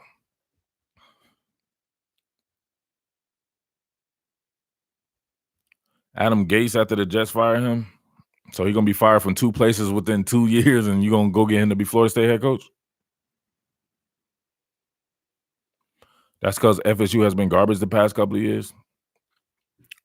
It's Penn State, man. We're not talking about Idaho State. We're talking about Penn State. Florida is shit out of luck at the moment. Mark Stoops will be a home run hire. Dang, she couldn't say that? Was it the cussing? Just don't cuss and you can get your point across. They should poach Jason Garrett from Dallas. I think you're immature. Let's try to have a serious discussion here. Most of the ING players not even from Florida. What they got to do with anything, bro? Florida State wanted Noah Cain too. That's what he's trying to say. It's not a fact that they're from Florida or anything like that. They're playing there. Florida State wanted Noah Cain. Penn State wanted Noah Cain. Penn State got Noah Cain. What you talking about, bro? I feel like you're in your own thong. Get your thong out your ass.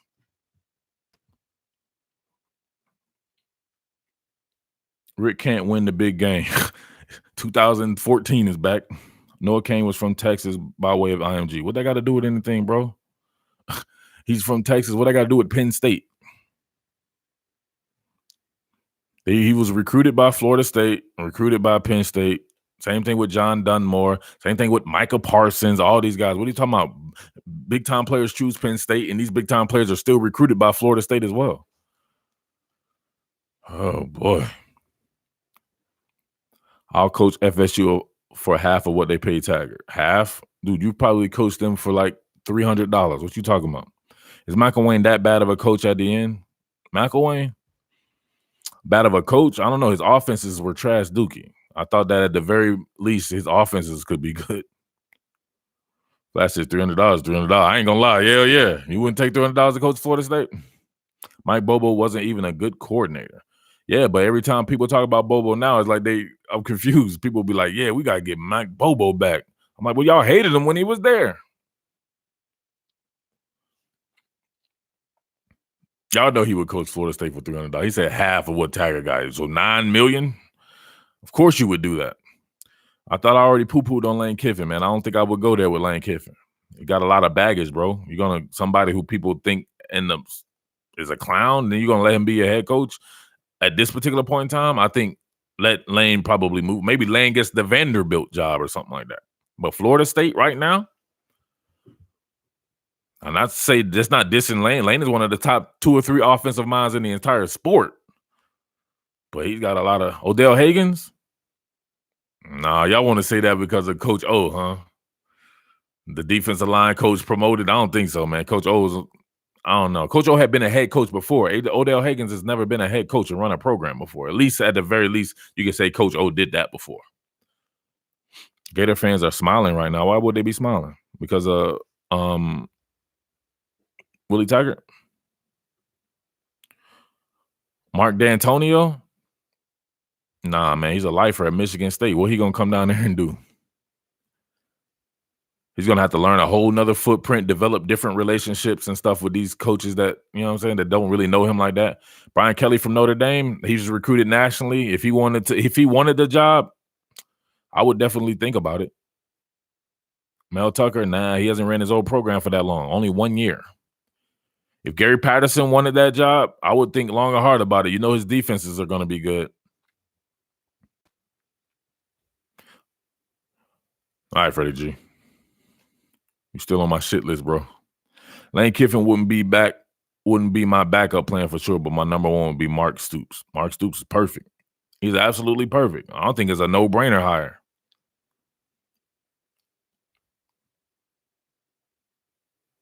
Chuck Billingham seems to be too immature. You got to get a timeout, bro.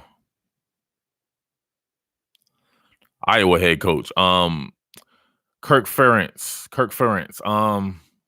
Man, you can't get these lifer guys and then bring them to a whole nother section to start recruiting and developing new relationships. I don't see it. Mark Stoops has a crazy buyout at Blue. He does. What's his buyout looking like? Well, shit, they just bought out Willie Taggart. They need to pony up some more. I would get another booster that got some pockets. Don't ever put Jim Chaney's name and LOL behind it on my channel. Y'all know I rock with Jim Chaney. That's my dude. Throwing out every defensive-minded head coach. Oh, I got you. Daniel D. Elijah Dinkowitz at App State. I wish I said I knew more about him, man. I'm not going to try to comment on something I don't really know about, to be honest with you. So I like what he did at App State, obviously, but I can't say that I know his schemes, and I guess he's an App. I don't know. I think guys like that, sometimes I wonder if they go from App State and then go to kind of a bigger D1 type school, right? And really see what they're about, and then get the head coaching job like a Florida State. Gentleman George, everyone is discounting Bama's 5-headed monster. For sure, bro. We talking about this coaching thing right now. What we doing? Matt Rule? Matt Rule is a monster. Matt Rule, I would think about. If he wanted it, I would think about it. But the NFL be on Matt Rule. Miranda from LSU? We talking about some chick? I don't know who Miranda is. Read you your Miranda rights. You been arrested or something? You talking about Aranda? No. Dave Aranda, dude, weird as I don't know what. Why he gonna be a head coach at Florida State? Y'all just want me to keep doing my Dave Aranda impression.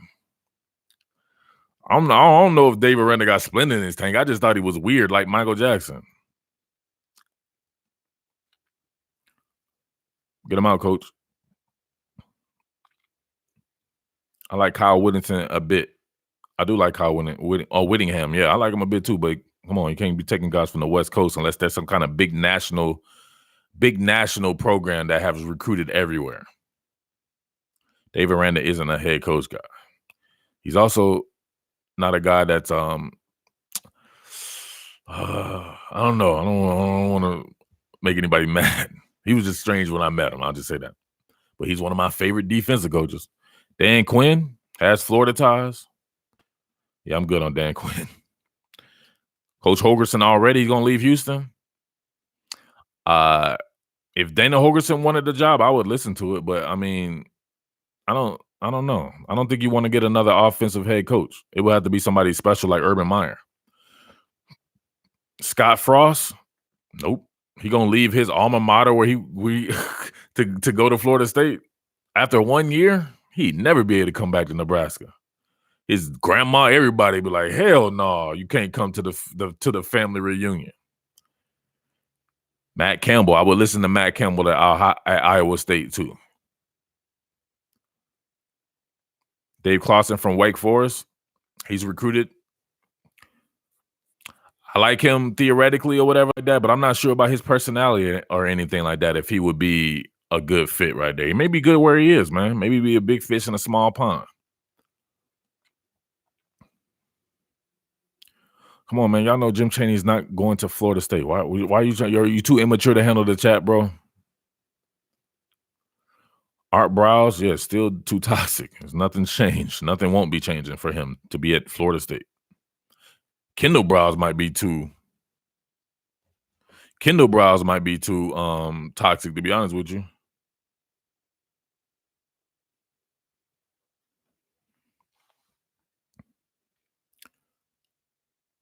I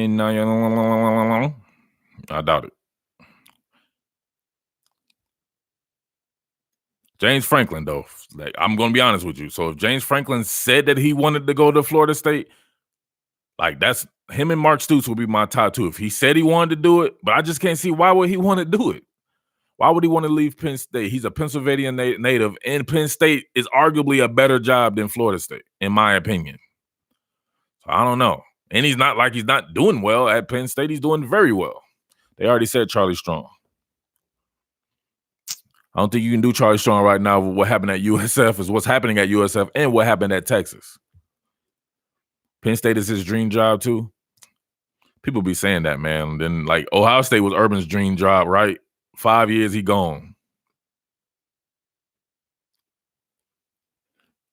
PSU has been better since Jameis left. For sure, but then there's this time period, we could go. I'm pretty sure over the history of college football, Penn State probably has more wins than Florida State, right? FSU was Taggart's dream job for sure. Charlie Strong is pretty weak.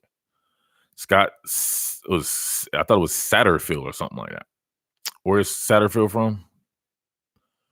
I don't understand recruiting a ton, but Tom Allen isn't too bad either. The dude at Indiana? I think he's a pretty decent coach, but you gonna bring him for Indiana I don't know. I think you need to they need to be a national presence or they need to be a great regional presence. Gus Malzahn, if he wanted the job, I would think about it for sure. Petrino, can't do Petrino, man. Too much baggage. But you know what I'm saying? Him with Florida State talent would be pretty interesting. Rex Ryan, that would be hard. Y'all know I'd be all over that. Rex Ryan is my dude. Y'all ever read Collision Low Crossers by Rex Ryan? Or about the New York Jets around that time period? It's a really good book.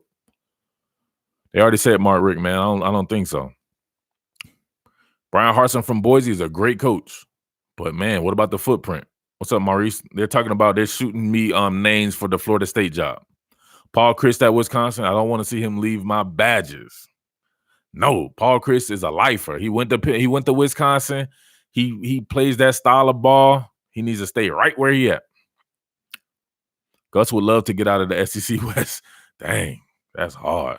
Washington Huskies coach, Chris Peterson. Used to be the Boise State head coach. You see what section of the world he's been working in? It might be tough for him to come over. This happened before, though, right? Urban Meyer came from Utah after being at Bowling Green and stuff like that, and it worked out for him at Florida. So I won't totally poo-poo on the idea.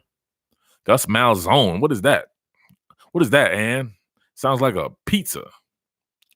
Dino Babers, we already said the Syracuse coach.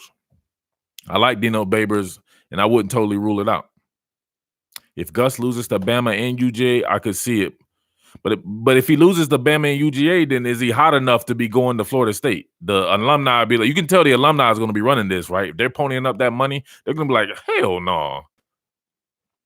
Lovey Smith. Yeah, right.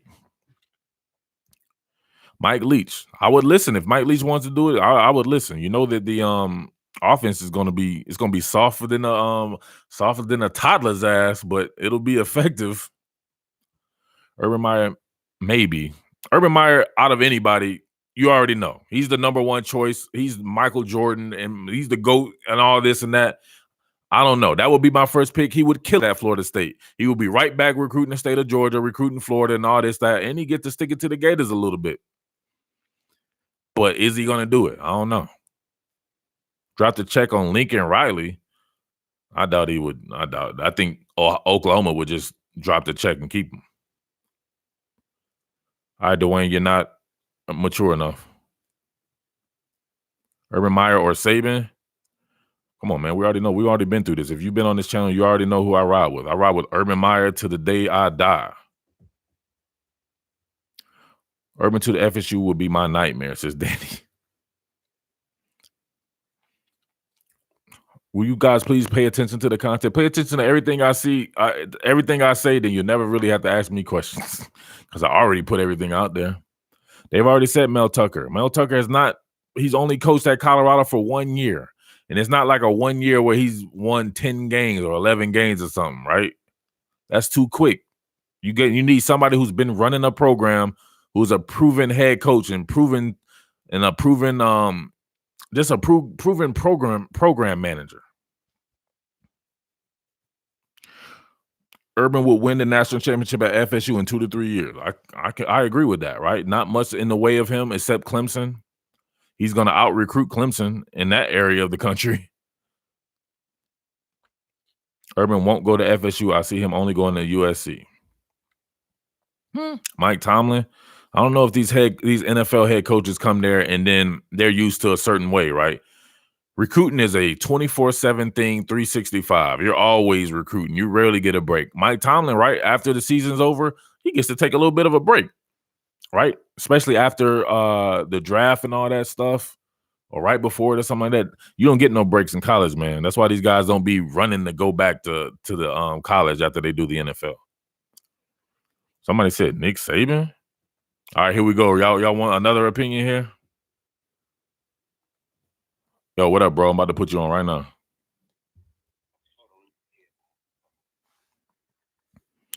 All right, y'all. We got Coach Kenyatta Watson on the line, my big brother.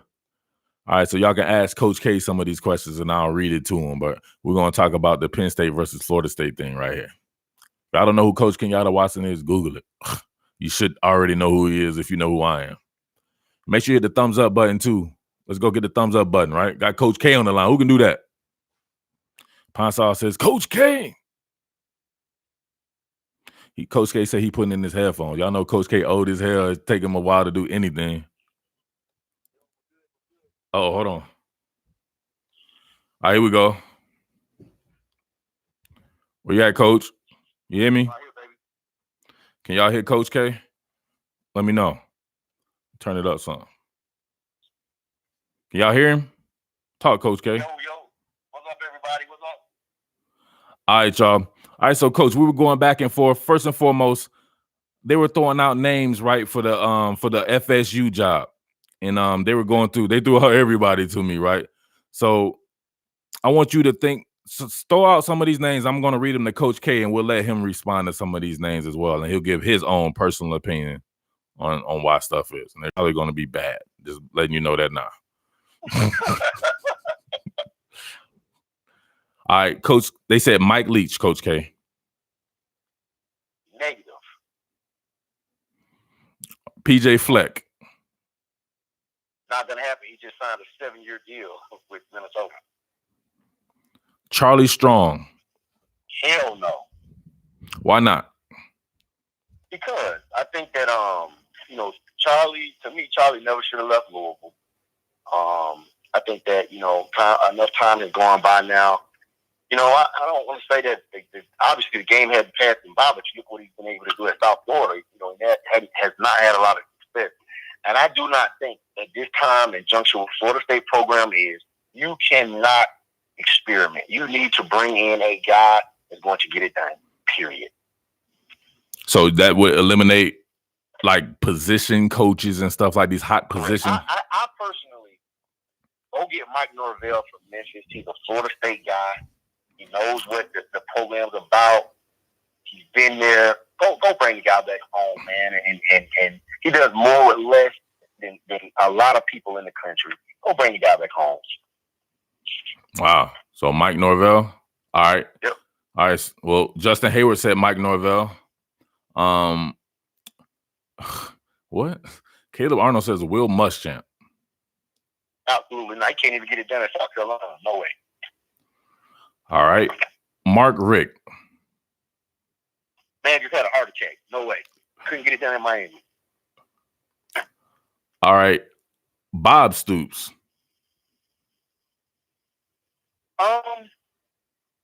Here's my thing with Bob. Does he have the passion? Does he have the passion to still get it done? Because from what I'm hearing, whoever they bring in, they're going to have to keep Kendall Brown. So does he have the passion? Does he have the passion to deal with? Does he have the passion to get it done? Mark Stoops. No. No. So that was my number one. So all right, let's get it. Let's get it, Playboy. Why not Mark Stoops? Dude, look what you've done at Kentucky. You've underachieved at Kentucky. He's not. How do you underachieve at Kentucky? Anything that you achieve is an overachievement. Kentucky's not built to win anything. I don't understand what you're talking about, man. Mark Stoops. Man, look at what he did last year and some of the teams that he beat. Obviously, you've never been to the University of Kentucky and seen the money that they put into their facilities. I don't want to hear that when you got teams like, you see teams every year come out of nowhere. Like, look at Baylor. Teams like that. I like Matt Rule. Go get Matt Rule. He was definitely on the list. You look at teams like Baylor. They have nothing. They're nowhere. They're not a first tier, second tier, third tier, fourth tier, fifth tier team in the state of Texas. And look what he's doing. You can recruit at Kentucky. You can recruit, and he just keeps falling short every year. Can't get a quarterback. All right. Maurice, you really want me to read this, bro? Maurice says Steve Ensminger. No.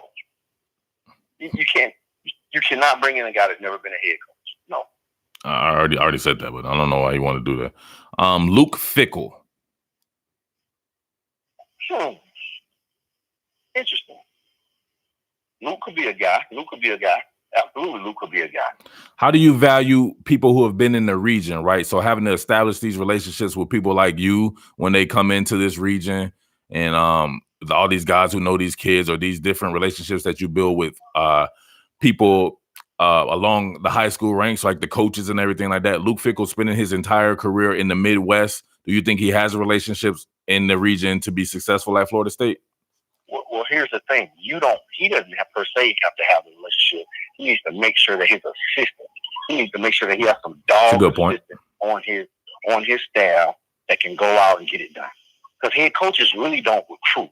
If people really know what recruiting is all about, the head coach gets a chance to go out for official home visits at the end of late in the recruiting cycle. They ain't on the road, during the majority of the recruiting time. So you got to rely on your assistant. So if he can go find some really good assistants that know the area and can recruit, then I think he'll be in great shape. All right, Dana Holgerson. Hell no, he's not leaving Houston. Herm Edwards. Interesting. Another interesting. I think Herm could be very successful here at Florida State. I think he could, but I don't think he's going to leave his alma mater. I think at this point. Wait, hold on. Arizona State is his alma mater? Yeah, Herm Edwards was in Arizona State, if I'm not mistaken. Really? All right. Did he? Maybe he didn't, but I wouldn't leave. What he's doing out there, man, I don't think Florida State is going to take a person that's real strong, and they got a lot to clean up in a short period of time, because the boosters, you see what they just did? They just came up with miraculously $20 million. If I told you that Florida State was going to raise that amount of money to get rid of Willie Taggart, you would have told me I was nuts. I would have laughed at you. I'm like, Florida State going to raise $20 million? That's what they did. They did it. They did happen. All right, what about Les Miles? Well, I love Les Miles. We both do. I think that he's a winner. I think that he's proven that he can Les get it Miles done. is trash. Really? He'll build a program. He's not trash. No, this was what this dude said on the live stream. Right. But here's the problem that he suffered with. He wasn't willing to adapt his offense.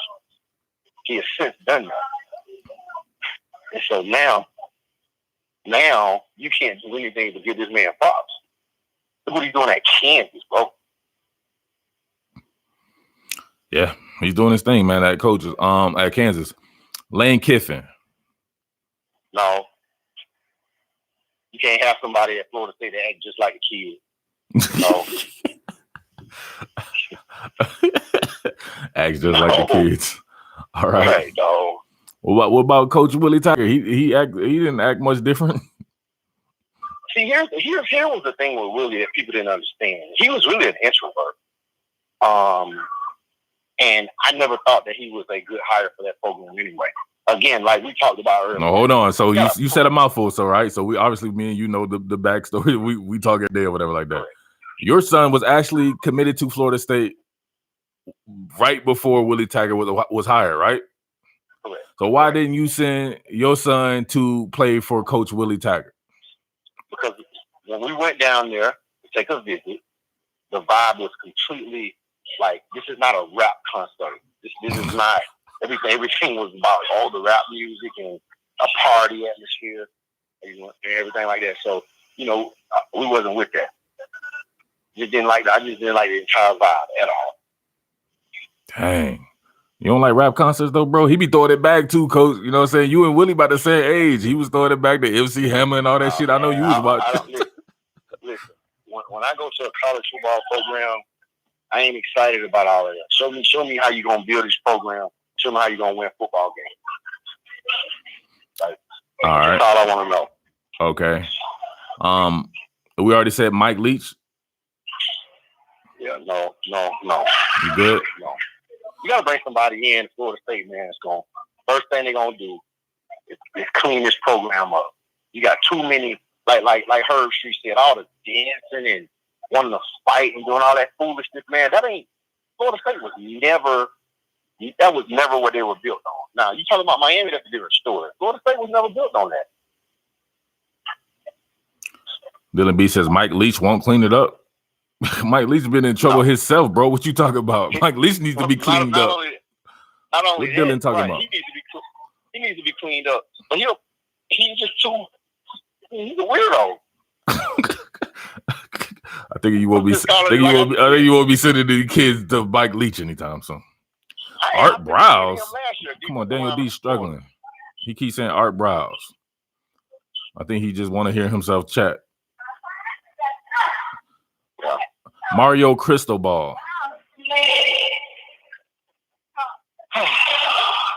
Why would you leave Oregon?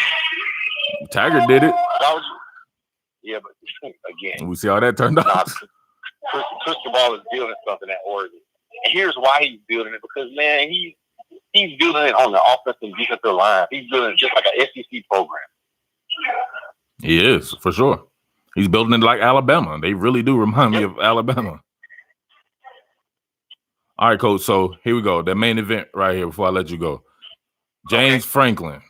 Why the hell would James Franklin leave Penn State, the iconic Penn State, that its brand resonates all throughout the country?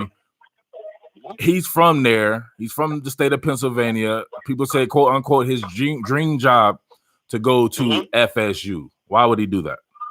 Because he will not win a national championship at Penn State. How, Sway? The fertile recruiting ground that you have in the state of Florida, that's the draw of that alone is I'm telling you, is worth the price of admission. You can recruit any kid in the country at Florida State, but you also can, when they're winning, they dominate the state of Florida in recruiting when they're winning. So if I'm him, I'm looking at it like, I can go be the man. I got a fertile recruiting ground. I'm in the ACC. You don't like the DMV area, bro? But guess what? You can recruit the DMV area at Florida State. You can't. Like we talked about earlier. You can't go get 5 to 10 kids a year from South Florida to go to Penn State. Just not happening. But you can get 5 to 10 kids from the DMV to come to Florida State. Yeah. And again, you just won a national championship 6 years ago. 5 years ago, you were in the playoffs. You were 27-1 in a 2-year span. Okay, so it can be done. Now they're upgrading the facilities. You get everything you want. You walk into a perfect situation. They just need the right coach. I'm telling you. All right. Well, there you go. You have it. All right, Coach K. Anything else you want to say? Y'all got that's it, man. Y'all got one more question you want to ask Coach K? I'll take the best question. People could talk about Dave Aranda. Hell nah. Weird as I don't know what. I ain't even gonna ask Coach that shit. No. Dave Aranda's extra weird, bro. You want me to ask him his LSU Bama prediction? What's your LSU Bama prediction, Coach K? 34-31 Bama. All right, Coach. I'm gonna call you back later, dog. Yeah. Boom. There you have it. Venables, nah, he would have said no. Remember, he knows Brent Venables very, very well, being as though the head coach that he had worked for, Grayson, is on staff there now as a safeties coach, Mickey Kahn. He has some great insight. Oh yeah, he's the man. When it comes to this, he's the man. Just period. That's what he is. Mar says solid score. Brian Harsin. I don't know. What's up, Jal? I don't know, man. Like Coach K said, then maybe surround yourself with a whole bunch of guys who can recruit the area. But will he know these people that can recruit this area? All of his relationships are tied to Boise, Idaho.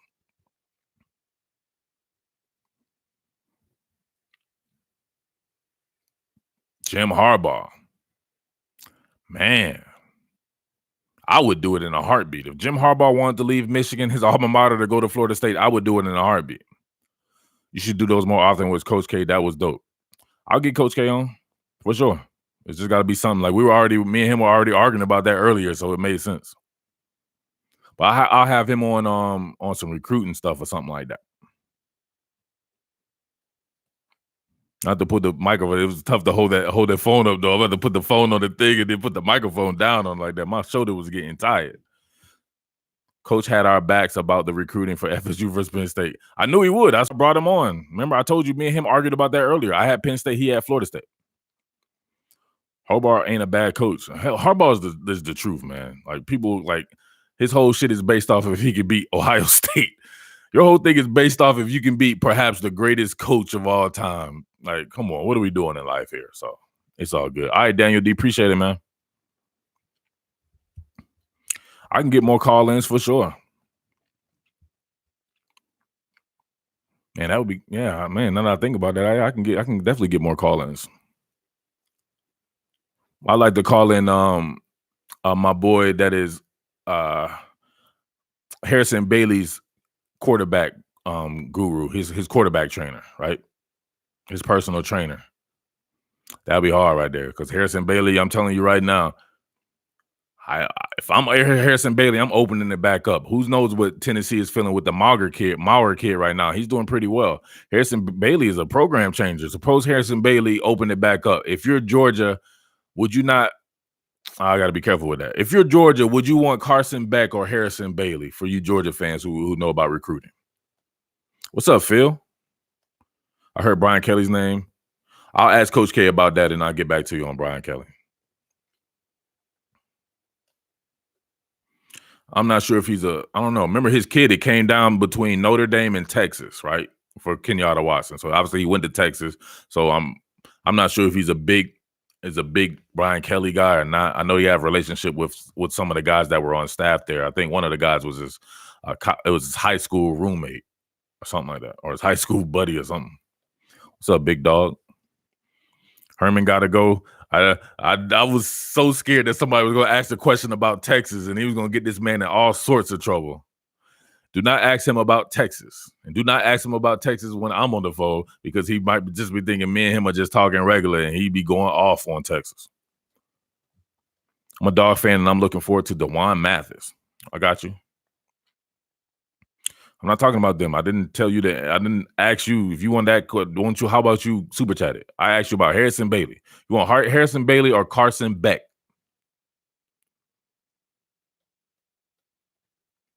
Carson Beck after Justin Fields. I only want QB recruits who really want to be there. I'm confused. Who said that Carson Beck didn't want to be there? I'm just asking you, like, if Harrison Bailey was open, who would you guys rather happen? The hometown hero in Marietta, Harrison Bailey, or Carson Beck? B. Wyman, the more I think about it, Les Miles is one of the better options. He's changing his ways somewhat at Kansas. No, he's changing his ways a lot at Kansas. Not so stubborn, but still rolling the dice. I'm a huge Les Miles guy. I hate when people tell me that, like, Les Miles sucks and this and that, or he won with Saban's players. I'm like, he got to the national championship game way after Saban. He got to the national championship game with Saban, and Saban had went to the NFL. So I don't understand this, man. Don't not do that to Les Miles. I'll block you the hell up out the channel. Don't be disrespecting Les Miles on my dime. Josh Heupel. How much of Josh Heupel's success is tied to the previous staff at UCF, though? That's what I want to know. Like, I want to see Josh Heupel with his own people. Les is a winner. They can all go kick rocks. I know I hate people that disrespect Les Miles, man. Even his worst time, I think what was their record going to be when he got fired that season? He was still going to win like 10 wins. They're going to win like 10 games that year. He did good stuff there, man. I hate when you do good work and people try to disrespect it. 9-3. You know how many people will? You think Willie Taggart? You think Florida State wouldn't want to be 9-3?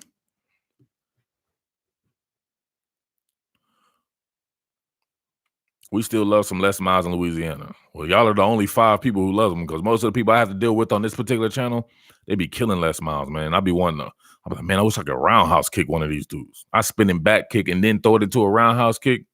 They be on loop mode, right? They be on autonomous driver.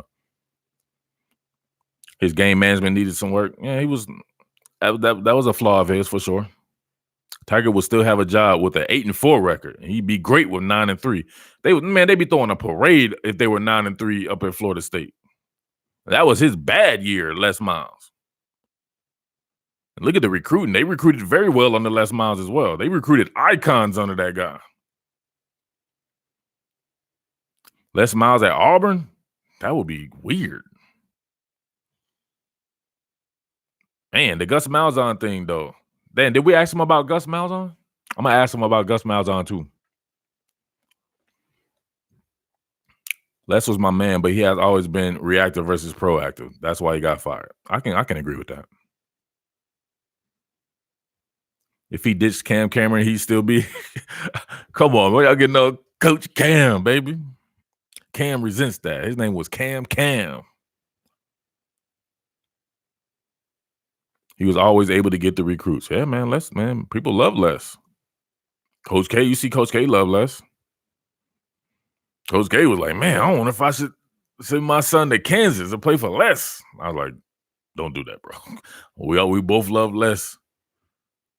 I think Les came through Grayson one time or whatever like that, man. We was like, that's Miles and that's Miles. That's not dude. He's got such an authoritative, he's like your cool grandpa. I think Gus will stay even if he loses to Bama and Georgia. Les is going to Auburn, though. Les going to Auburn, though. Yeah, it wouldn't be my number one choice for Les. Now, the Florida State thing, his son should have went to LSU. I wouldn't have suggested his son go in the same class as Derek Stingley and like 5 other cornerbacks. It wouldn't have been my thing.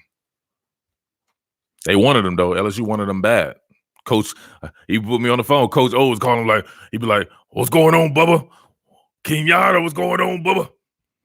He's like, we're going to send that boy on down to the bayou. Coach K would just be laughing and shit. He was not about to send his son up to Derek Stingley and Cardell Flotton on them boys.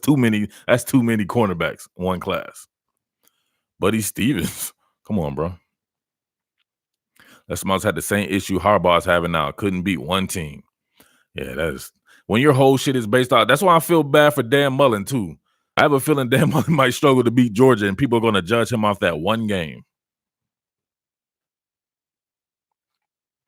If LSU wins this weekend, you will hear more Jay Jacobs rumors to FSU, but admin probably won't take that risk. Outside of our starters, we extremely thin at cornerback. You talking about at LSU is what you're saying? Yeah, that's because I think some of them kids got hurt, right? And Kelvin Joseph left, but he would have gone to a school that had Kelvin Joseph, that had Derek Stingley, Cardell Flott, Jay Ward, Maurice Hampton, all those boys. That's too many in one class. You'll never send your kid to somebody like that. You'd have to be a goofball. Think about this. This dude is the afromost guy when it comes to recruiting in the entire country. Not one of these coaches, right? And all these coaches that you just named, right up in this man's cell phone. He knows recruiting like you wouldn't. They all call him to talk what they should do in recruiting. Imagine that. You think he would send his son somewhere where they have 5 other cornerbacks in the same class? No. Notice where he sent his son at. How many cornerbacks came with that man in the Texas class? Mac Brown to FSU? Why would he leave UNC again? I think he has zero pressure at North Carolina. He can just be himself and just chill out. What year is Mario Cristobal in? What do you mean? Remember, he was Willie Taggart's guy, so he's in the same year Willie Taggart was in. He was Willie Taggart's offensive coordinator. Did his son get recruited at Georgia? Did they have a chance? Yes, son got recruited at Georgia I can't say that. Son definitely got recruited at Georgia. They didn't have much of a chance, though. Who I got, Penn State or Minnesota? Come on, man. You're talking to Mr. Penn State here. I'm not going to anybody over Penn State. Stoops either one to FSU. That would be my thing. My first one would be Bob Stoops, obviously. My second 1B would be Mark Stoops. But if James Franklin, like he said, if James Franklin wanted to go to FSU, I just don't see why he would. That would have to be your number one choice right there. We've seen James Franklin. He's balling at Penn State. He balled at it to a certain degree at Vanderbilt. He would kill it at Florida State. But why would you leave? I don't know. I understood Coach K's reasoning, though.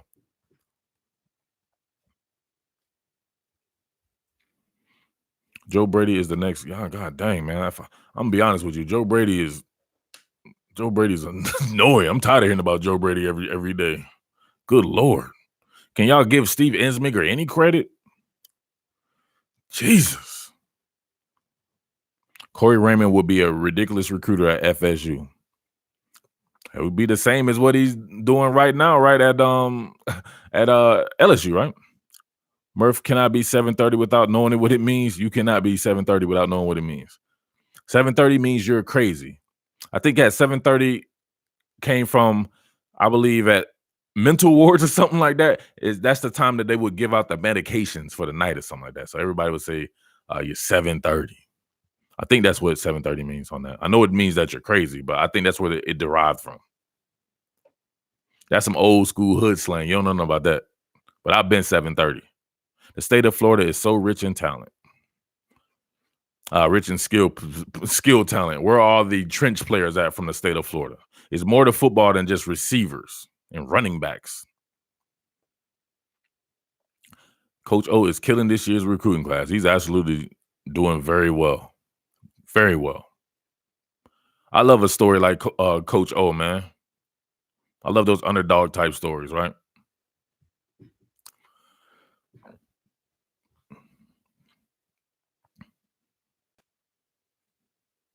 Oh, you were trying to say Corey Raymond for a head coach? You killing me, right? 730 means it's a police code referencing a person that is crazy or suffers from a mental disorder. So that's what 730 is? Okay. That's even doper than I got. I got it from the old New York thing, and people would say that's what they was on their mental, and that's what they would give out the thing. But a 730 code, if you can confirm that, that's hard. I like that. Oh, 730. What was your opinion of the Coach O hire? What was my opinion at the time? Shit, I liked it. I like Coach O though. Well, if Cam Akers would have went to Georgia and Swift and Akers were a 1-2 combo running the ball. I don't know. What did I got to do with? I don't know what Cam Akers got to do with Georgia. What if Cam Akers would have gone to the school that he was actually committed to, Alabama, and him and Najee Harris were a 1-2 combination? Give Mel Tucker a try. Better talent to work with. They're not in the mode of giving someone a try. Don't you just see what they just pointed up $20 million to give someone a try who has 1 year of head coaching experience? 1 year. Makes zero sense. I think sometimes people like, if you just thought about it in your own business, if you guys have a business or where you work at or something like that, you wouldn't throw out some of these names because it sounds ridiculous. You're going to give this guy a try after one. You have to nail this. You're playing with people's money now. They gave $20 million to get someone gone after a year and a half.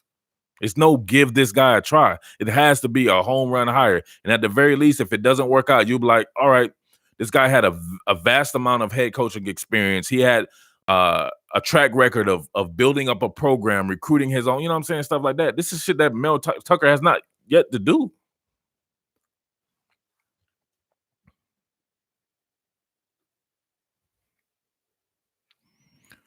I don't know about that, man. I think we're being hindsight is 2020 on the Coach O thing at USC. FSU is far worse than Tennessee. Far worse than Tennessee? I don't know about that. I don't think it could be far worse. It was 5 or 6 years ago they won the national championship. It was 2 or 3 years ago they had Jimbo Fisher there and were busting people's ass. There really is no other way to go but to Bob Stoops. Now, there's plenty of ways to go past Bob Stoops, bro. They probably FSU and Tennessee are the best at hiring head coaches, at least from the point of view from a Dog fan. That's hard. That's hard. Tennessee resents that.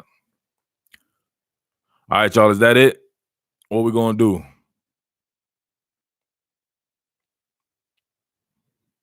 It says buffering. It doesn't say it's buffering on my end, so that might be is it buffering, y'all? It says it's good on my end. Is it buffering or is that Dwayne's thing buffering? We lagging? We lagging? We good now? Is it still? Is FSU worse than Arkansas? No, not at all. Hang on, are we back good or not? Vicky, are we back good? Everybody stop saying it was, though. Tell me what it is now. They said hit refresh. Maybe y'all's thing has been going too long right now if y'all been listening for over a couple of hours. Because it usually tells me when it's buffering. All right, y'all. So All right, let's get down to it. I'm not sure if I'm going to be able to do anything tomorrow. I was going to come back on the Saturday morning thing and do the pick stuff, but I guess we can do it now. So let's get it. The first game, did y'all want to do any other game besides Alabama and LSU? Let me know. Stoops, Meyer, or Miles? Man, I don't know if they'd be good. I don't know. I don't think they're smart enough to go get Les Miles. Les Miles would destroy it at FSU. Is Miles young enough, though? How old is Coach Miles? Coach Miles dyeing his hair. He looked like he was at least 2 months younger. Y'all want to do Minnesota and Penn State? No, y'all don't. I want to do Minnesota and Penn State, but y'all don't want to do that. Coach Miles is 66. He got some years left. How does Robert Brunson dude talking? Like, I haven't even said it yet. Why are you already doing it? We should block you just for being a premature evaluator. Don't be a preemie, bro. Let's wait till Saturday. I don't know if I'm going to be able to do Saturday, so I wouldn't want to miss it. I know everybody's going to be like, why didn't you say it? Auburn and Georgia, they don't play this weekend. What are we doing? The worst thing about Taggart getting brought up was now the won't get Willie Jr. Willie Taggart has a son that plays football? All right, y'all, do the Penn State Minnesota game. And I know 99.9% of y'all have never watched Penn State or Minnesota this year for an entire game. But go ahead. Who y'all got? Let's go. Penn State or Minnesota?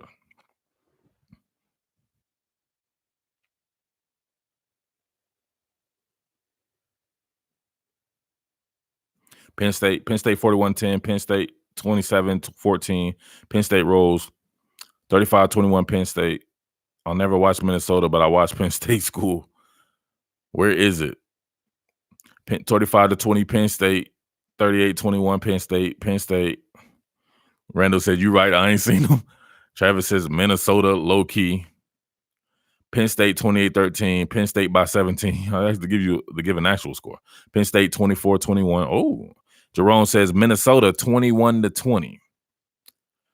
Dylan says it's at Minnesota. So 31-28 says Gator Nation. Minnesota 28-24. Pratt Firemuth is a monster. I told y'all that earlier. So if I'm the kid from Canada that's a tight end, I'm looking at Penn State hard. Child says Minnesota. All right, that was quick. That's it. How come we not at 250 on the thumbs up either? I don't understand this. All right, Maurice says, let's go. 31-24 Penn State. That would be a dope upset if Minnesota pulls that off. Please don't let it happen. I have not started my Penn State stuff yet, and I got to get on it.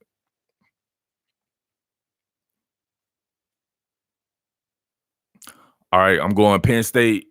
I'm going Penn State 31, Minnesota 18. All right, what's next? Give me another game. Penn State's defense is definitely nasty. I can name off some dudes that's all going to the NFL. Tur Gross Matos, Michael Parsons, Cam Brown, Lamont Wade. Florida versus Missouri. Florida's playing Mizzou? I'm confused. I thought Georgia was playing Missouri. Exactly. Florida plays Vandy. What is Maurice talking about? Maurice is strange. Maurice is just strange. He's my boy though, but we know him. He's strange. We just let him ride. I'm not doing a Georgia Missouri score. Or we can do Georgia Missouri. I don't know. That's Florida Vandy. Florida should crush Vandy. There should be no score given on. Those are one of those games. And the same thing. If Georgia's for real, go ahead and crush. Go ahead and fill your oats, right? You come off beating Florida. It was your biggest win. It got you back in the national hunt. People are back on the bandwagon. Go ahead and smoke out. Go ahead and smoke out Missouri, for real. They got a good defense. That's a great thing, right? I want to see them going against another good defense, get prepared, because the defenses they're going to see moving forward are probably not going to be as good as Missouri. So imagine that. This could perhaps be the best defense that they will have faced all year in Missouri's defense. They got some boys on that defense for sure. So we'll see if that offensive line holds up and what they do. But Missouri's offense is trash dookie. So we can do a score on those two if you wanted to. I'll go Georgia 24, Missouri 10. OU Iowa State. Don't nobody want to do that. Iowa State didn't live up to his billing. You missed most of the chat. Young Coach says 31-10 UGA.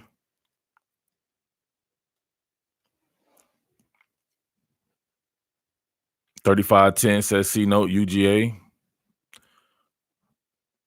Dylan, come on, bro. Who wants to do Tennessee versus Kentucky? You've been having some bad. I think you may be too immature, Dylan. 34-7 UGA. Matt. 36-10 OG Fran. 28-7 says Cooper. 27-6 says Douglas. Douglas, what up? Randall Scott. 24-3 UGA. 24-21 JPY. UGA. Lawton says 24-17 UGA. Kaylee says 31-10. Danny Ramos 31-7 UGA. Vicky says UGA 28-7. Gator Nation says 31-10 UGA. Travis Anderson going with an upset. He says 17-10 Mizzou. Defense is lights out 28-0, says Johnny Utah, who's the most quaaluded out guy. What is y'all never told me what is a quaalude? What is a quaalude? I want to start saying that everybody's on quaaludes. All right, Kev. Johnny Utah be on them quaaludes.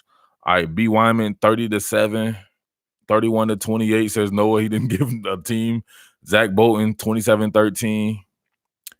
B. Wyman 30-7. They're sleeping pills. One quaalude.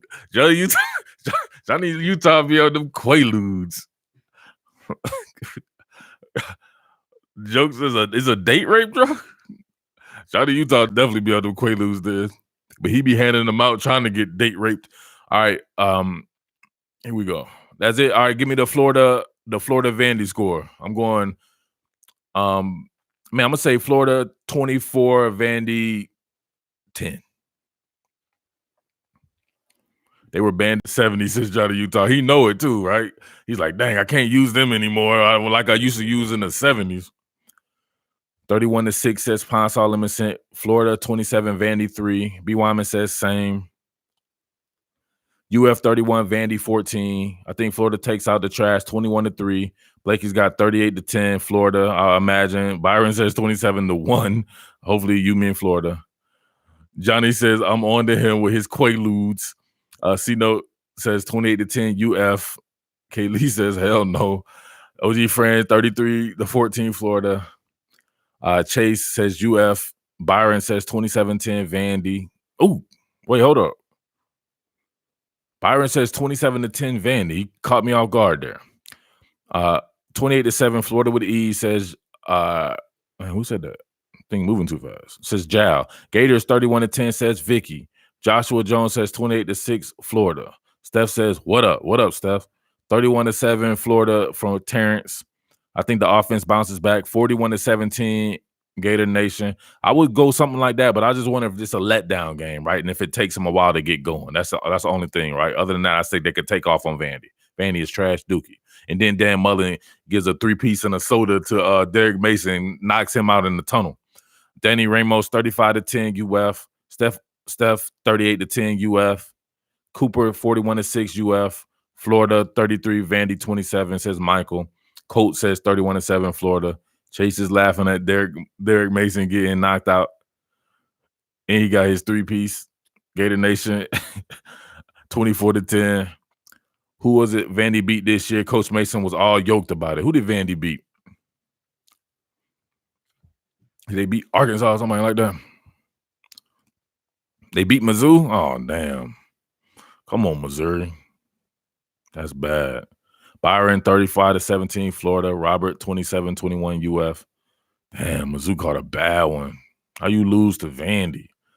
Coach Mason, what's wrong with Coach Mason? He grew his hair out and then beat Missouri. You know he on top of the world. Mason been drinking that Clemson Gatorade. All right, y'all, the big one. Let's get it. What y'all think about LSU, Alabama?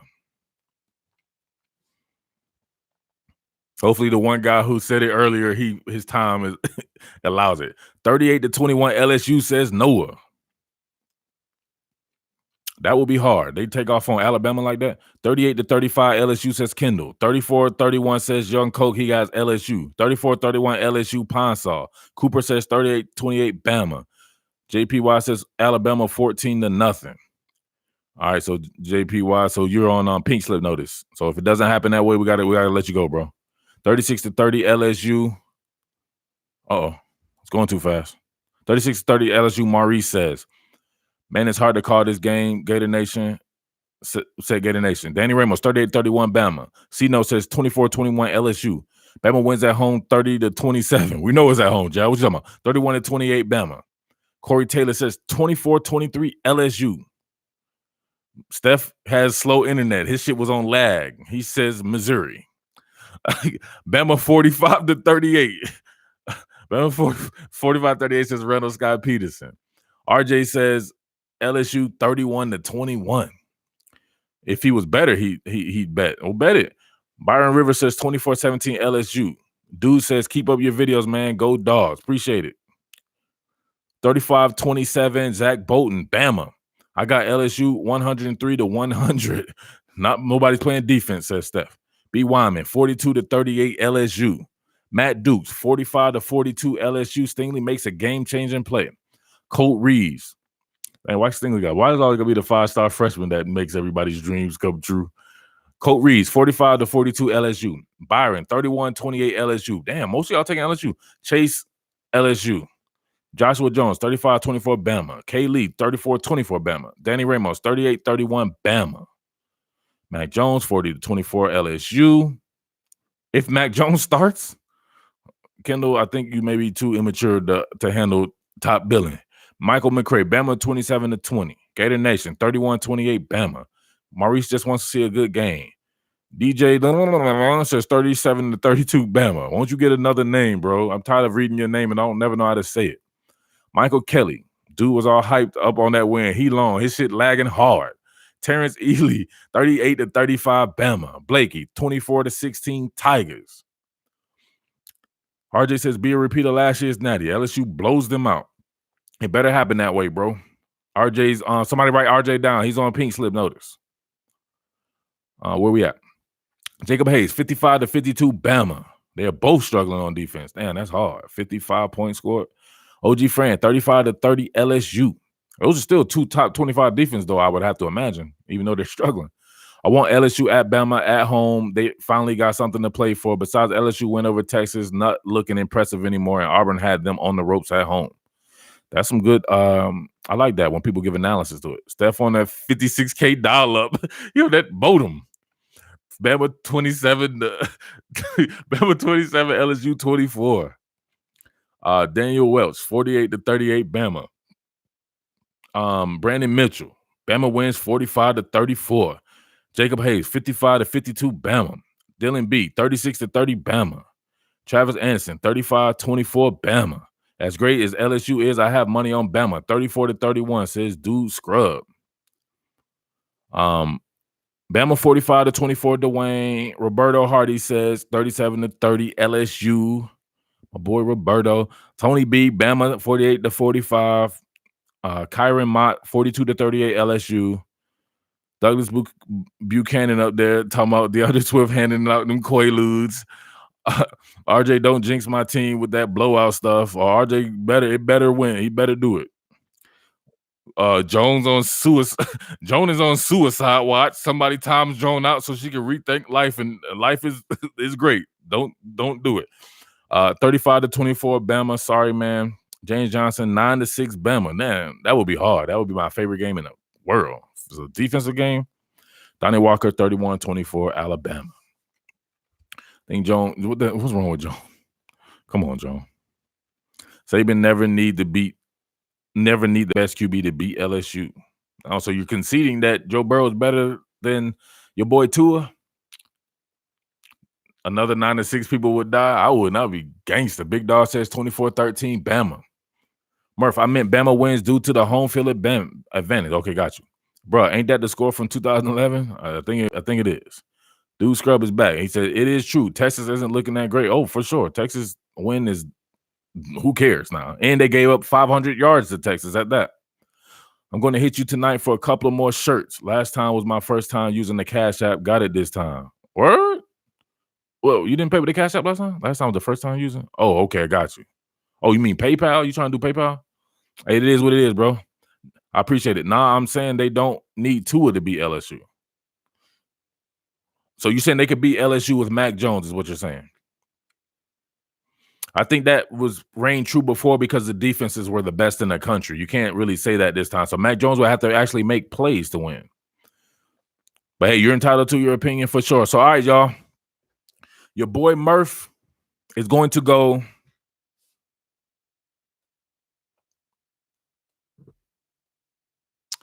31-27.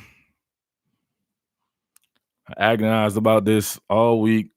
Tried to push that bad boy back. 31-27. I can see both teams winning for sure. They're mirror images of each other. But I'm going to go 31-27. 31-27 Alabama. I think Alabama has a slightly better defense, and I think what it does well meshes with, even though its defense is not the absolute truth, I think it meshes with what LSU wants to do. It can rush the passer with Terrell Lewis and Anthony Jennings. I think Austin Turnstile Deckles and Sadiq Charles will have trouble with those guys. And I think the guys on the back end, at the very least, can run with those guys, right? So maybe no long touchdowns, maybe haven't forced them to really get it done in the red zone, make a couple of more stops than they do, and then I'll go from there, right? Whereas I don't see LSU being able to really impact the passer in that manner. Kayvon Chasen, I don't really have much belief in, especially going against a guy like Jedrick Wills and Alex Leatherwood. Now, he could come and make me a believer, right? Make me a believer, Kayvon Chasen. I want to see you make me a believer. But other than that, man, no Michael Divinity, right? They're going to give these boys time, and especially if they come out and play, they don't play hands-on man. Whoever plays hands-on man as well, right? If Alabama comes out with that soft shit, and they don't play hands-on man, I don't know. But theoretically, Alabama has been playing man defense, and they're able to compete on the inside, at least when they go to those dime packages with Xavier McKinney. Shaheem Carter could be a huckleberry, though. I think they could focus on Shaheem Carter. If they can get him matched up with Justin Jefferson, Jamar Chase on the slot, it may tilt the favor in their – it may tilt the balance of power in their favor. But I expect Xavier McKinney to do big things. I want to see him going against that, Moss, limit that. Even see him going against Justin Jefferson in the slot. I want to see them do what they were doing with him and have him working that slot duty. Have my man Jordan Battle and Jared Maiden back there and getting those dime packages. So LSU wants to set up in those dime packages. Have you in those dime packages. I think it works out well.